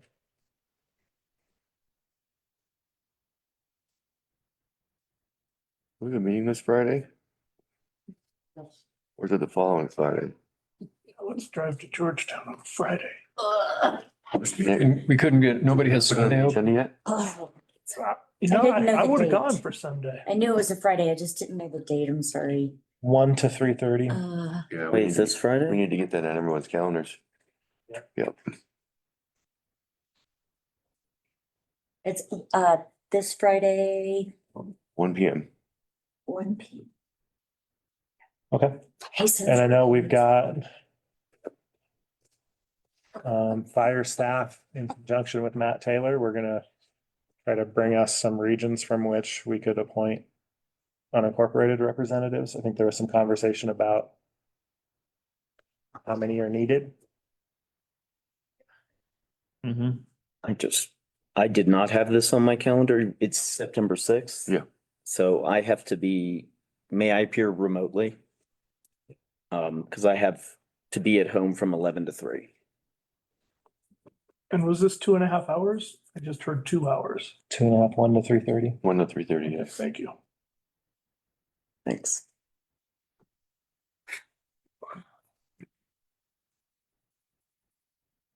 Okay. All right. I've got a 3:30 call, so I might have to step out for a call towards the end of the meeting. I think I have a 3:30 on Friday as well. So we're gonna be trying to end that one at a time. Let me see, what was our time Friday we set? 1 PM. What time? 1 PM. To 3:30. 1 to 3:30. And I will be virtual, most likely. Yeah, I'm still wide open for that. Well, I got a 9:30 to 12. Then I'll probably be virtual for that too. And it's from Boulder otherwise.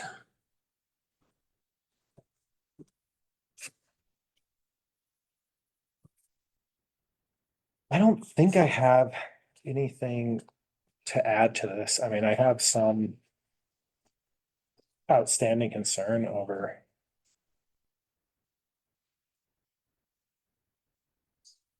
the best model and the cost of the best model.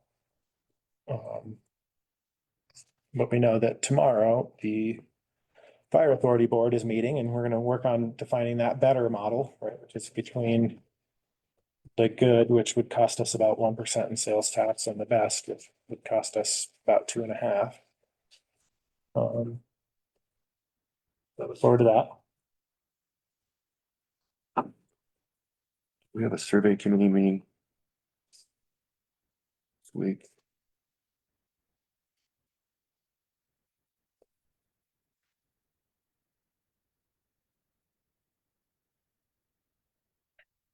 We do. So we had a survey team meeting at 10 on Thursday.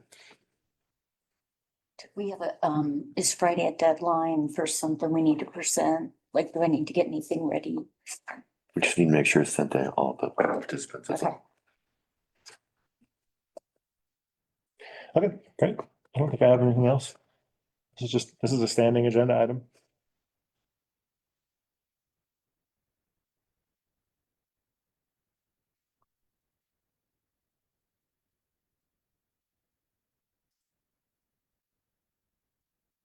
I'm gonna call it done. Oh, we call it, Except for. does that mean we really don't have executive session? No, We do. Oh, I'm I just looked gonna at call Peter. that item done. Oh, And so we have two executive sessions on the agenda. Therefore, I move the board into executive session for the following purposes. Pursuant to CRS 24640224B for the county attorney to meet with the Board of County Commissioners for the purpose of receiving legal advice on specific legal questions pertaining to the county's 1041 regulatory authority over peak period shoulder lanes within its jurisdiction. Pursuant to CRS 24640224E for the county attorney to meet with the Board of County Commissioners for the purpose of determining positions relative to matters that may be subject to negotiation or determining negotiating strategies or instructing negotiators with regard to the employment agreements of the board's direct reports. Give a second. Okay, we've got a motion and a second. All in favor? Aye. Aye. The board will adjourn into executive session. No written minutes will be kept. No decisions will be made. This Zoom meeting is going to stay up so that we can return to this meeting and adjourn, but no further business will be discussed.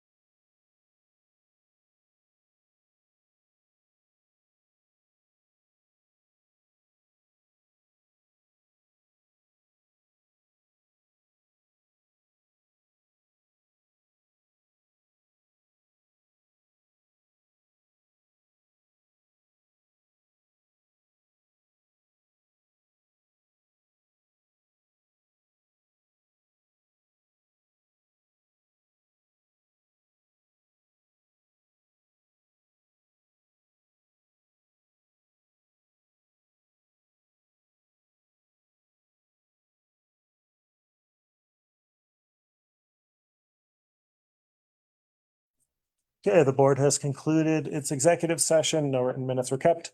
No decisions were made. Nothing further on the agenda. We are adjourned. Thank you all.